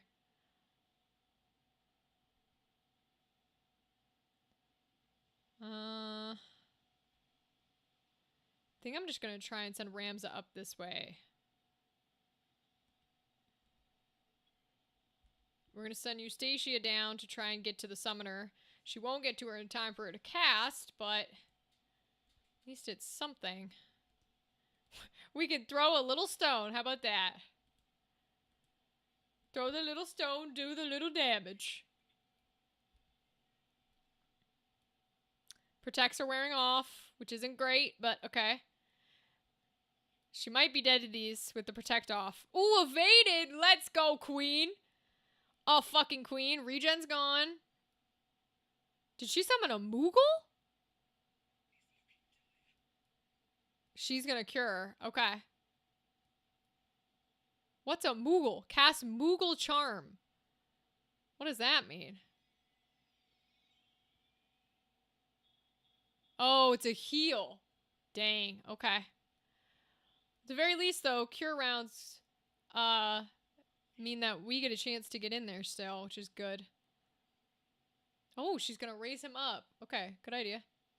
I need to get Bertram up, otherwise he's dead. Oh, never mind, she dead too. I have to raise Bertram here.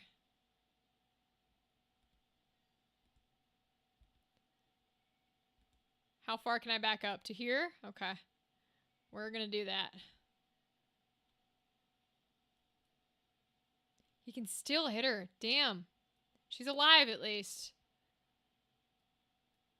He can hit her too? Jesus, and we were doing so well. God damn. Why is his range so long? My archer's range is not that long.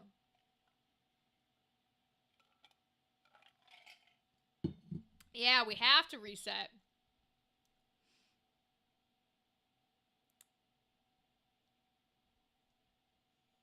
Okay, Andrew, I'm reading.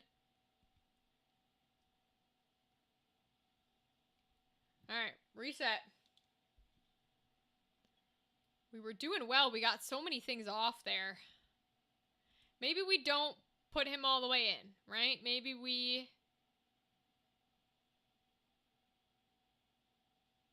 put him, like, at the tree or something.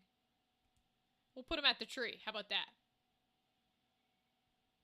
And then if we evasive stance, we want him to do it facing that way. But I don't know if he even has parry yet. He might not. Okay. Yeah, there are the archers. And just a straight up attack. Ooh, weapon parry! Okay, so he does have parry to some extent. Yeah, or grind more is literally options right now. Wow, that is crazy, Andrew. Alright, we're gonna try and rend power. Come on, get it. Yeah, let's go. Okay, that's fantastic. We can bring Eustacia in. I want to try and get a protect off. So can I do it on these three again?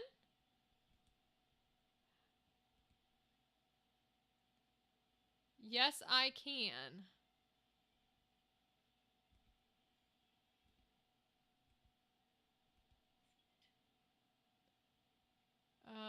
Which means the aim +1's gonna go off, so I should be able to put her here.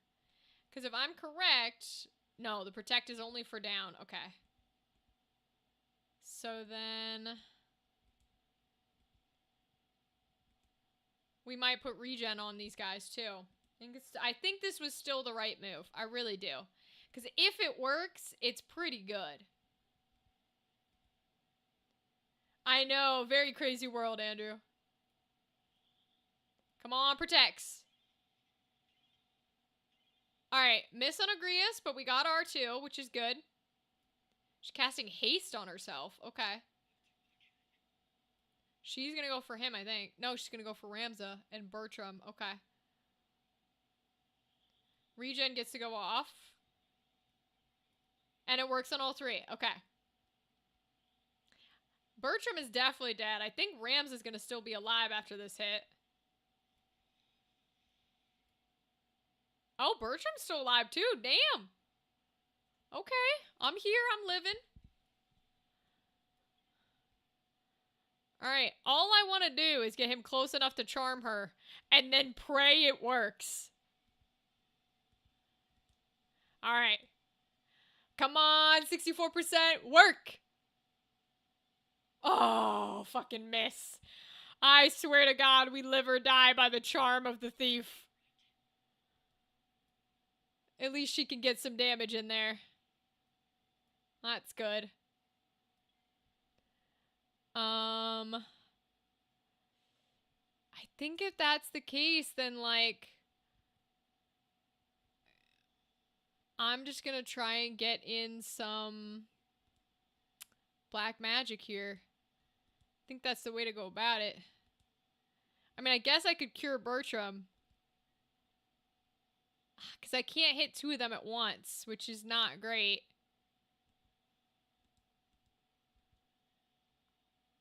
I can't quite reach Bertram, though, I don't think. I don't think he's in my range here.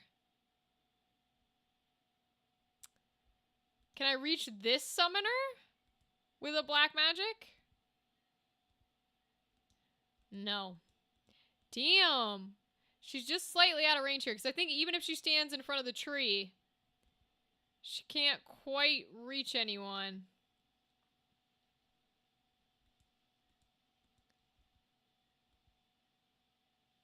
No, she can't. Black magic's the summoner? Yeah, I can't reach her. The range isn't that big, unfortunately. And she's got haste on her, so she's going to go relatively quickly. Alright, we're going to have to just wait, I think. I don't want to risk a poison. So I think we're just going to hold our ground. Which isn't the greatest, but it is what it is. Yeah, I'm going to have to let them kill Bertram. I don't get a choice here. It didn't work. I tried. Okay. Ooh, nice miss on Eustacia. I love to see that.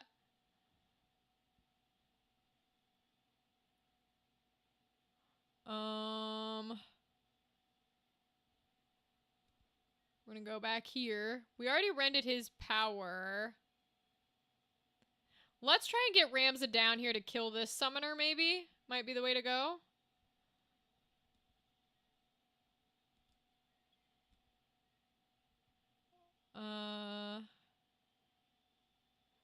We can get Eustacia behind here in order to do some damage on this guy.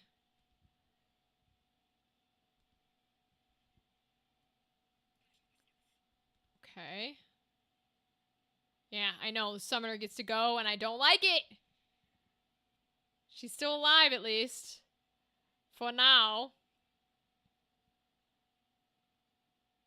Ah, see, he killed that summoner. Okay, now Rams is not in a great position. Ooh, recovery! Hell fucking yeah. Oh no, she's raising. She's gonna raise Bertram. Okay, so I need to keep her alive. Ooh, but now I'm in a good position to do some dark magic. Now I'm in a good spot. It won't kill the summoner. Ooh, okay. It will not kill the summoner. I could hit these two instead. Oh, it does such a good amount of damage to him. I think I'm going to hit these two instead. I hate to do it. Going over 3 hours, dedications on tactics. I mean, I want to beat the fight if I can.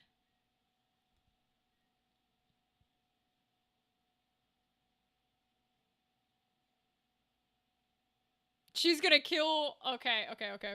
But she doesn't get to go before Fyra, right? Oh, but they do? What? I don't understand the turn order. God damn it. Ugh. This sucks. Damn, this sucks balls. I think we're out again.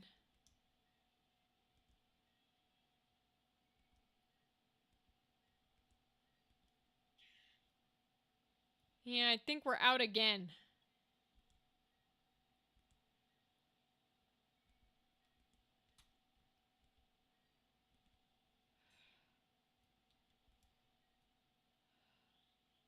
It's gonna depend on how the Bertram raise goes.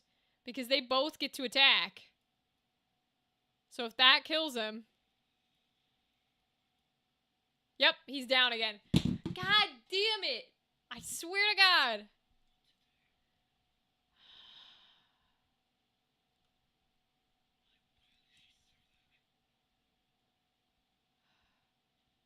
Alright.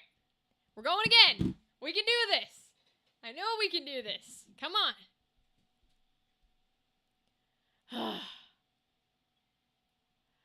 I know we can do this.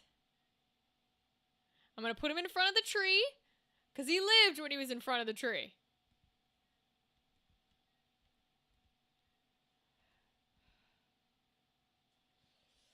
Oh boy, boy, boy.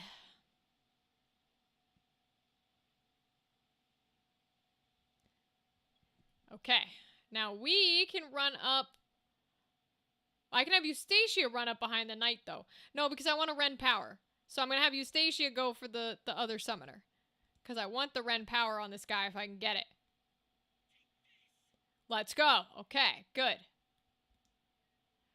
Eustacia is going to come down here. Maybe I should have Eustacia go after this one.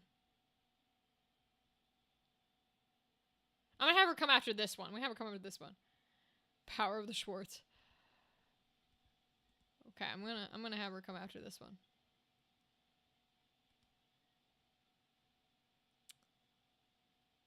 And I'm going to... Can I get her in a position where we can get Bertram in the Protect? Because she also has Protect. I might be able to. Let me see.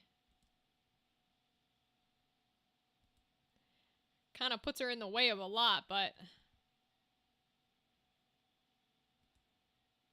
Let's try it. Because the aims are already designated. So they're not changing. Weapon parry, let's fucking go. Alright, 2 protects are off. Good, they both worked. Okay, she's gonna get to hit my girl, which I don't like. Are they both going for my girl? She's technically going for Bertram, but I think they hit my girl anyways, which is the problem. Ay, ay, ay. Ugh, she's down. God damn it.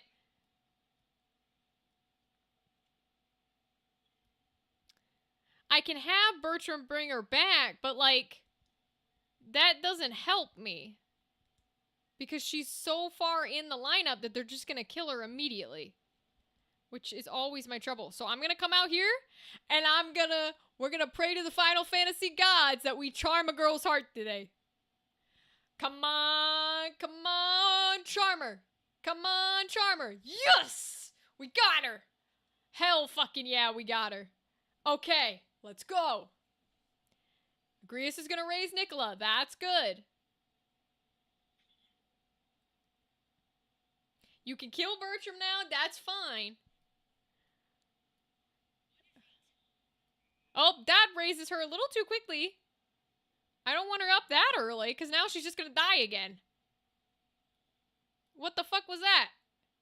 That's why I didn't raise her, Agrias. Jeez Louise, dude. Hopefully Agrias will raise her again. Okay, good miss, good miss. We're gonna send Ramza up to these archers. Because we might as well slaughter some bitches. Nice. Okay. We're gonna still send Eustacia to this summoner, because when the summoner comes out of charm next turn, we want to make sure that we are ready to do some damage. Yes, cast that on all 3 of those dudes. Kill all 3 of them. What? You can hit Ramza? Bitch. Kill her. Kill her. KO her. Yes, good job, Mustadio. Now cast it on your allies. Let's go. Deal them damage.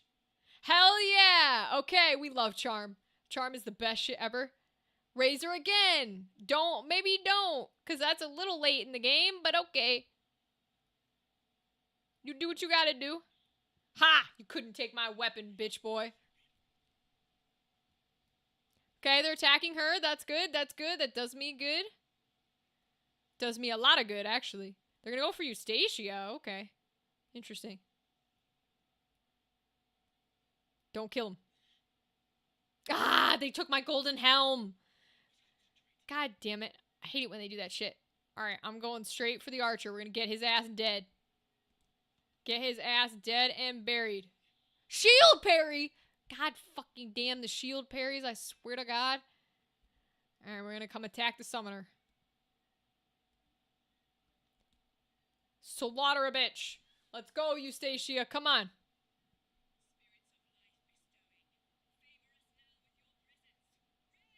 That's beautiful, Agrias, except she's gonna die immediately afterwards because of the lineup she's in. This is why I didn't raise her. Immobilized? Ooh! That was very good, because that means he can't come after Ramza. Hell fucking yeah. Oh, and she's healing, which, like, I don't like, but it means that she's not casting damage, which is definitely good for us. Okay, Judgment Blade, beautiful. Kick his ass.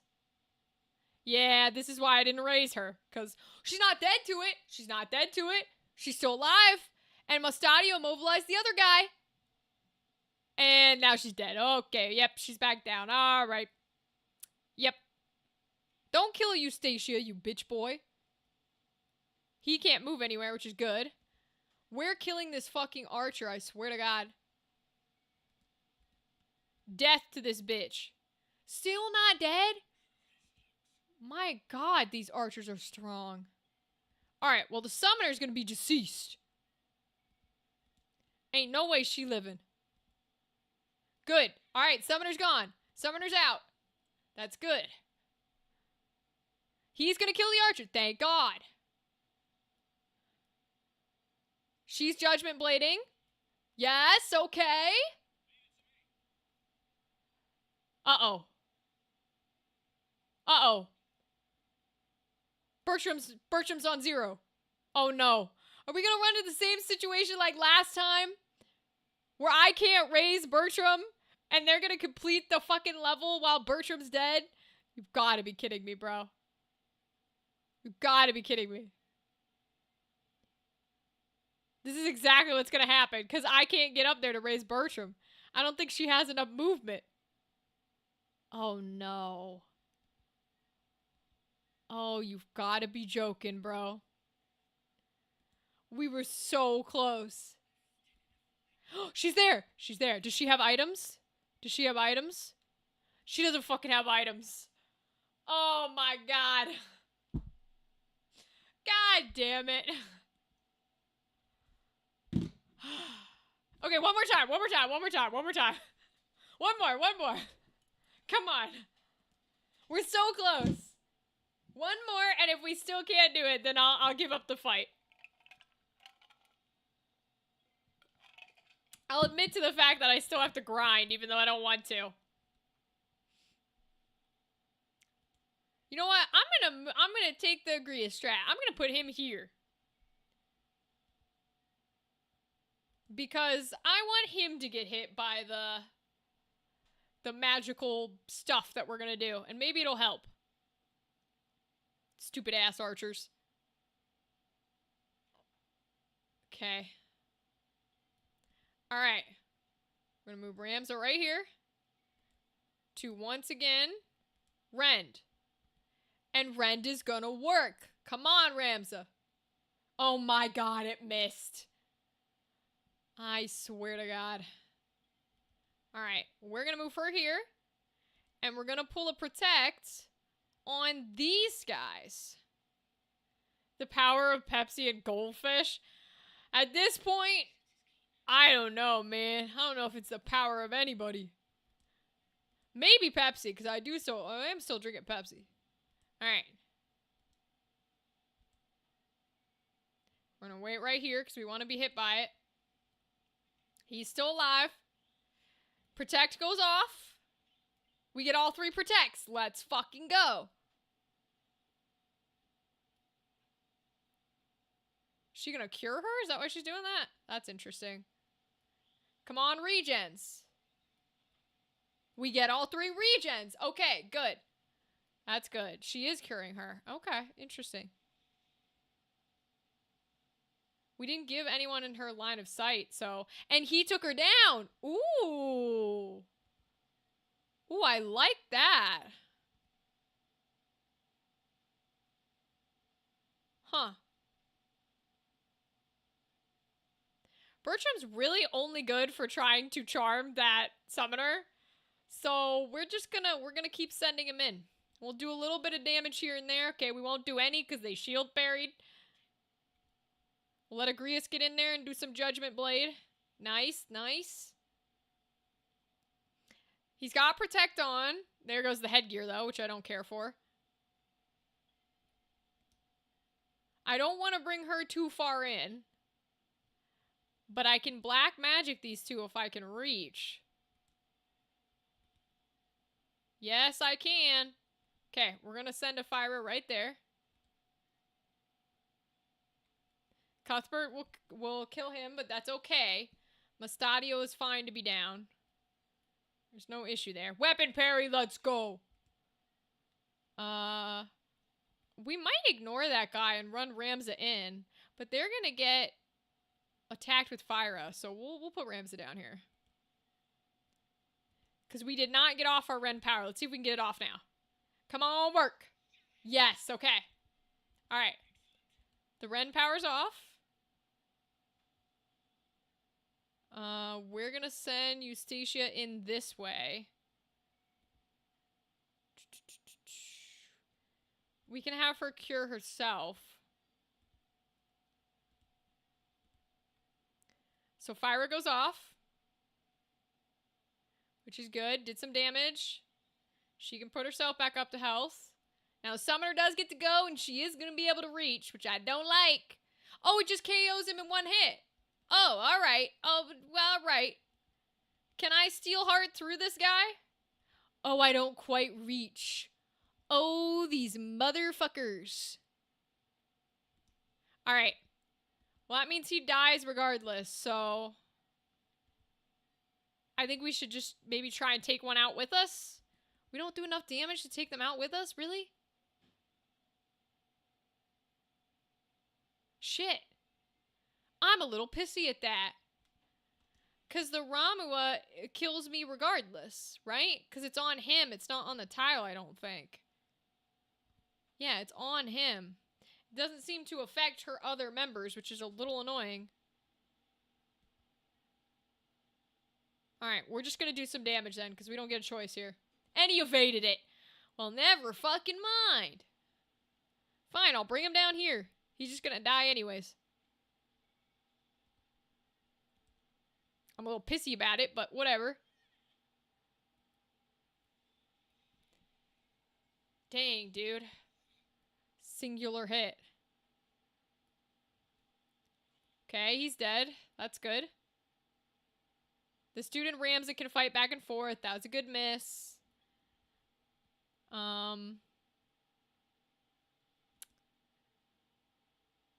She's gonna get hit for it, but I kind of want to send her in to hit the summoner. But we're gonna have to do some sort of damage on this summoner. Can I reach her? I can't. Alright, I might put her on Ray's territory. Because there's only one dude before Bertram. So I'm gonna raise Bertram, I think. We'll let her do what she's technically supposed to do.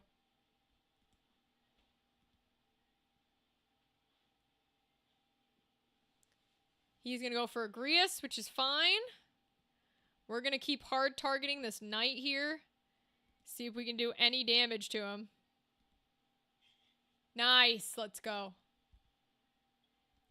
We're gonna move her in to kill this guy. She'll get hit by a summoner, but she should be able to kill him. Nice. Let's fucking go. Okay, we can do this. Raze goes off, so Bertram's up. Which is good. The Protect is gone. But we don't super care. We're gonna run him in. Because even if he gets targeted by her, it's a distraction. So I'm kind of okay with that, to be honest.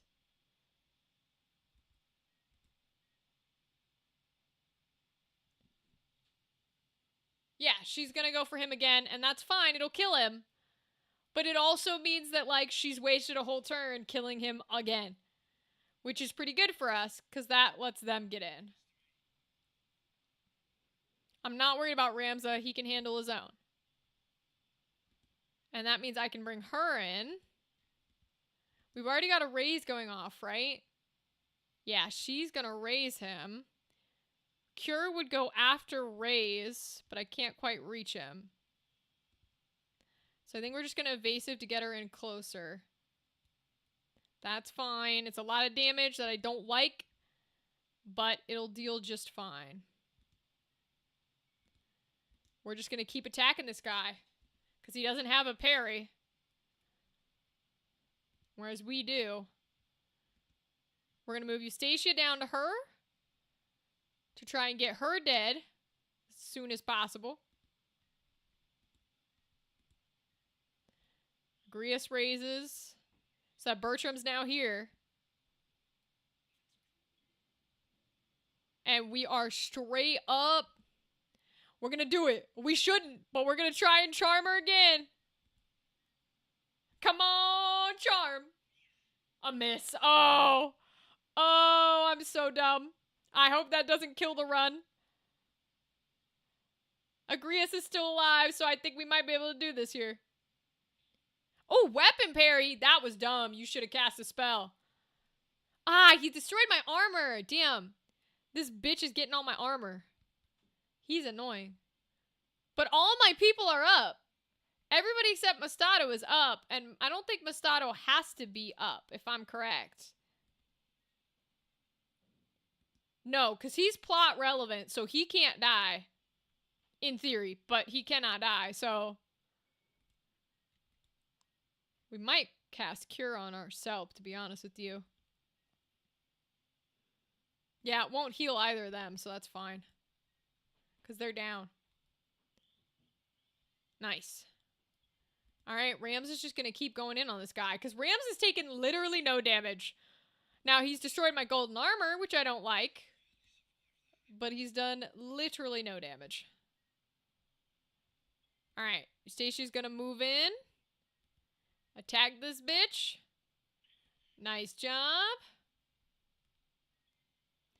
I probably shouldn't go for charm. And I will just do the damage on her. Cloak evasion. God damn it. I should have gone for the charm. At least I get a 50% chance on that. I swear, bro. I don't get a single chance in all these attack moves I keep doing. Who's she gonna go for? Why is she just straight up... I mean, I guess she brought him down, but, like, I don't know if that's smart to just straight up attack him. There's Judgment Blade. That's good. We love treasure chests. Thank you. Oh, you finally did damage to him. Wow, I'm so scared. We're gonna take that treasure chest. Thank you. A mithril sword. Let's go. And then we're gonna do some black magic. We're gonna try and kill this fucker.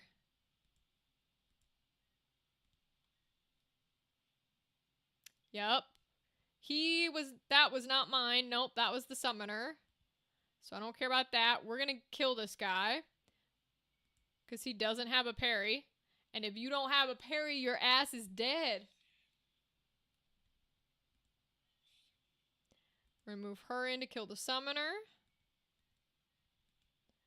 Oh, guys, I think we've got this. Why did she only do 9 damage? I don't understand how that works. Because it said 39. I still think we've got this. I still think we're good. Go ahead, deal your 50. Okay, I guess you can raise Bertram if you want. I don't see why, but... We're going to pick up all the chests. We got an adamant vest. I love it. Can we reach him from here? Not quite. I don't think we waste it on white magic, so we're just going to evasive. Go ahead, attack her. She's not dead because you're a dumb bitch. And I will stand by that.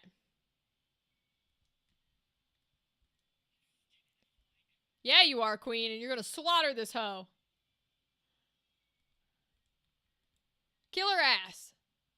What could she possibly have that's causing it to go down to 9? Well, I guess it's up, down 36, so I guess it can go down, but alright. It is technically an up, down. You don't have to raise Bertram, but I appreciate it. You're gonna die immediately. Ah, it's so funny. But I think we can do this now, because we can kill that bitch. Hey boy, you dead. And we've won this fight. Because you did.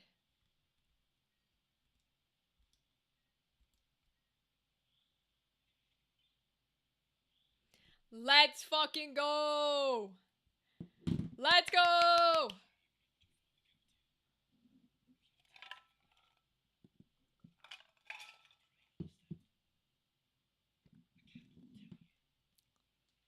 Hell yeah, indeed. Now we get some awesome plot that we definitely didn't skip through.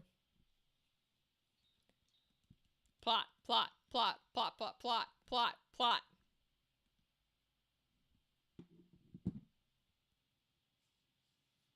Evil plot, I think. Egros Castle Solar.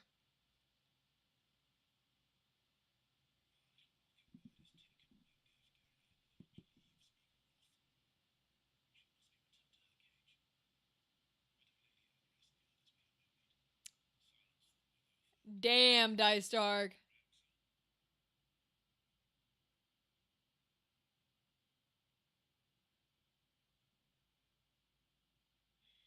You gonna kill your brother?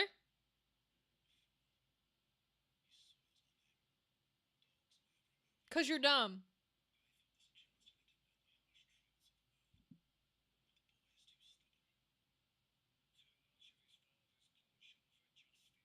Hmm.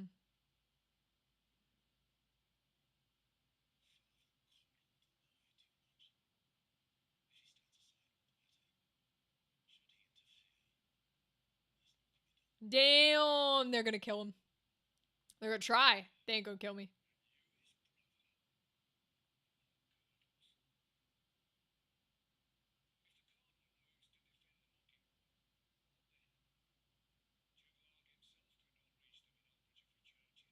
Hmm.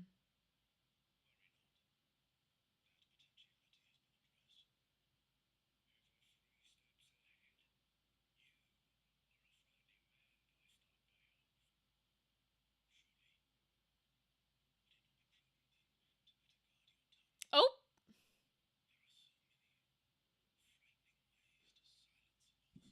Oh! Sir! That... Damn. Alright. You're a little hot, but don't do that. As long as he can pay.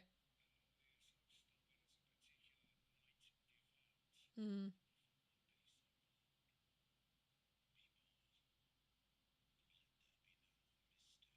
Oh, I love him.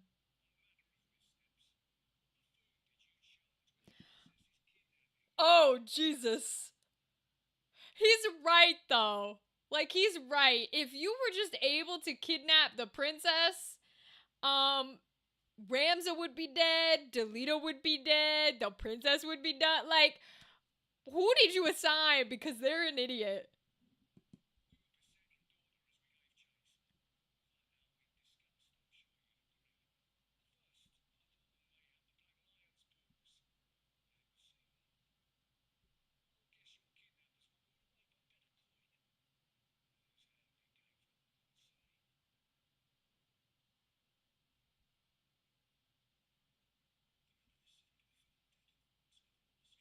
Oh. Wait, so Delita is working for someone who knows the plan. Who is he working for?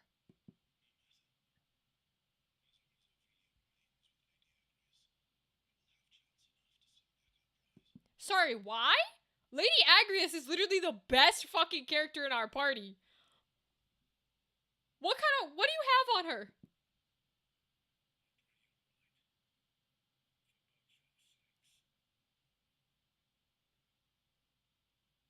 Ooh, I'm so intrigued. I'm so intrigued by the evil. All right, let me save, because that's going to be it for tonight. At least we beat the battle. Whew, thank goodness. All right, y'all.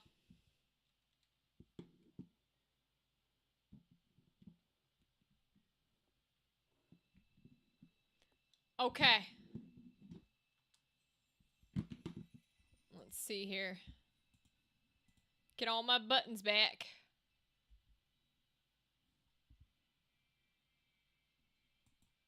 Okay.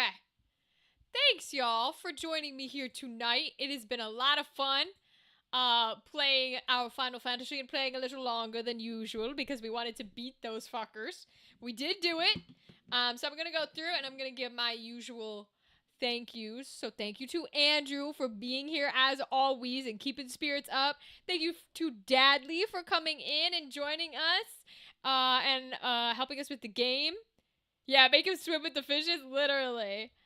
Thank you to Kimberly for being here as always.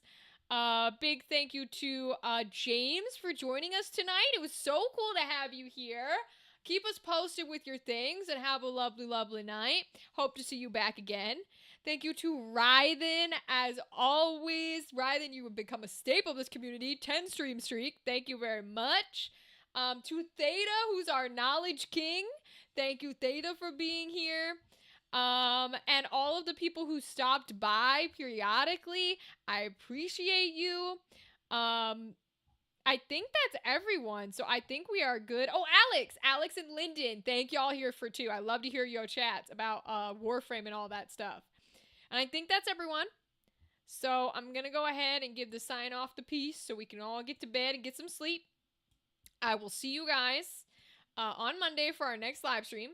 And again, I'm gonna have new lights in theory, so you guys will have to tell me if they're better, if we look better than just how it looks now with the ring light. I'm hoping it will, because they're supposed to be a little bit better, and hopefully that'll work.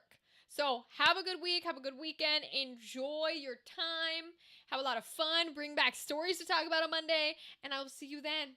All right, y'all. Good night, goodbye.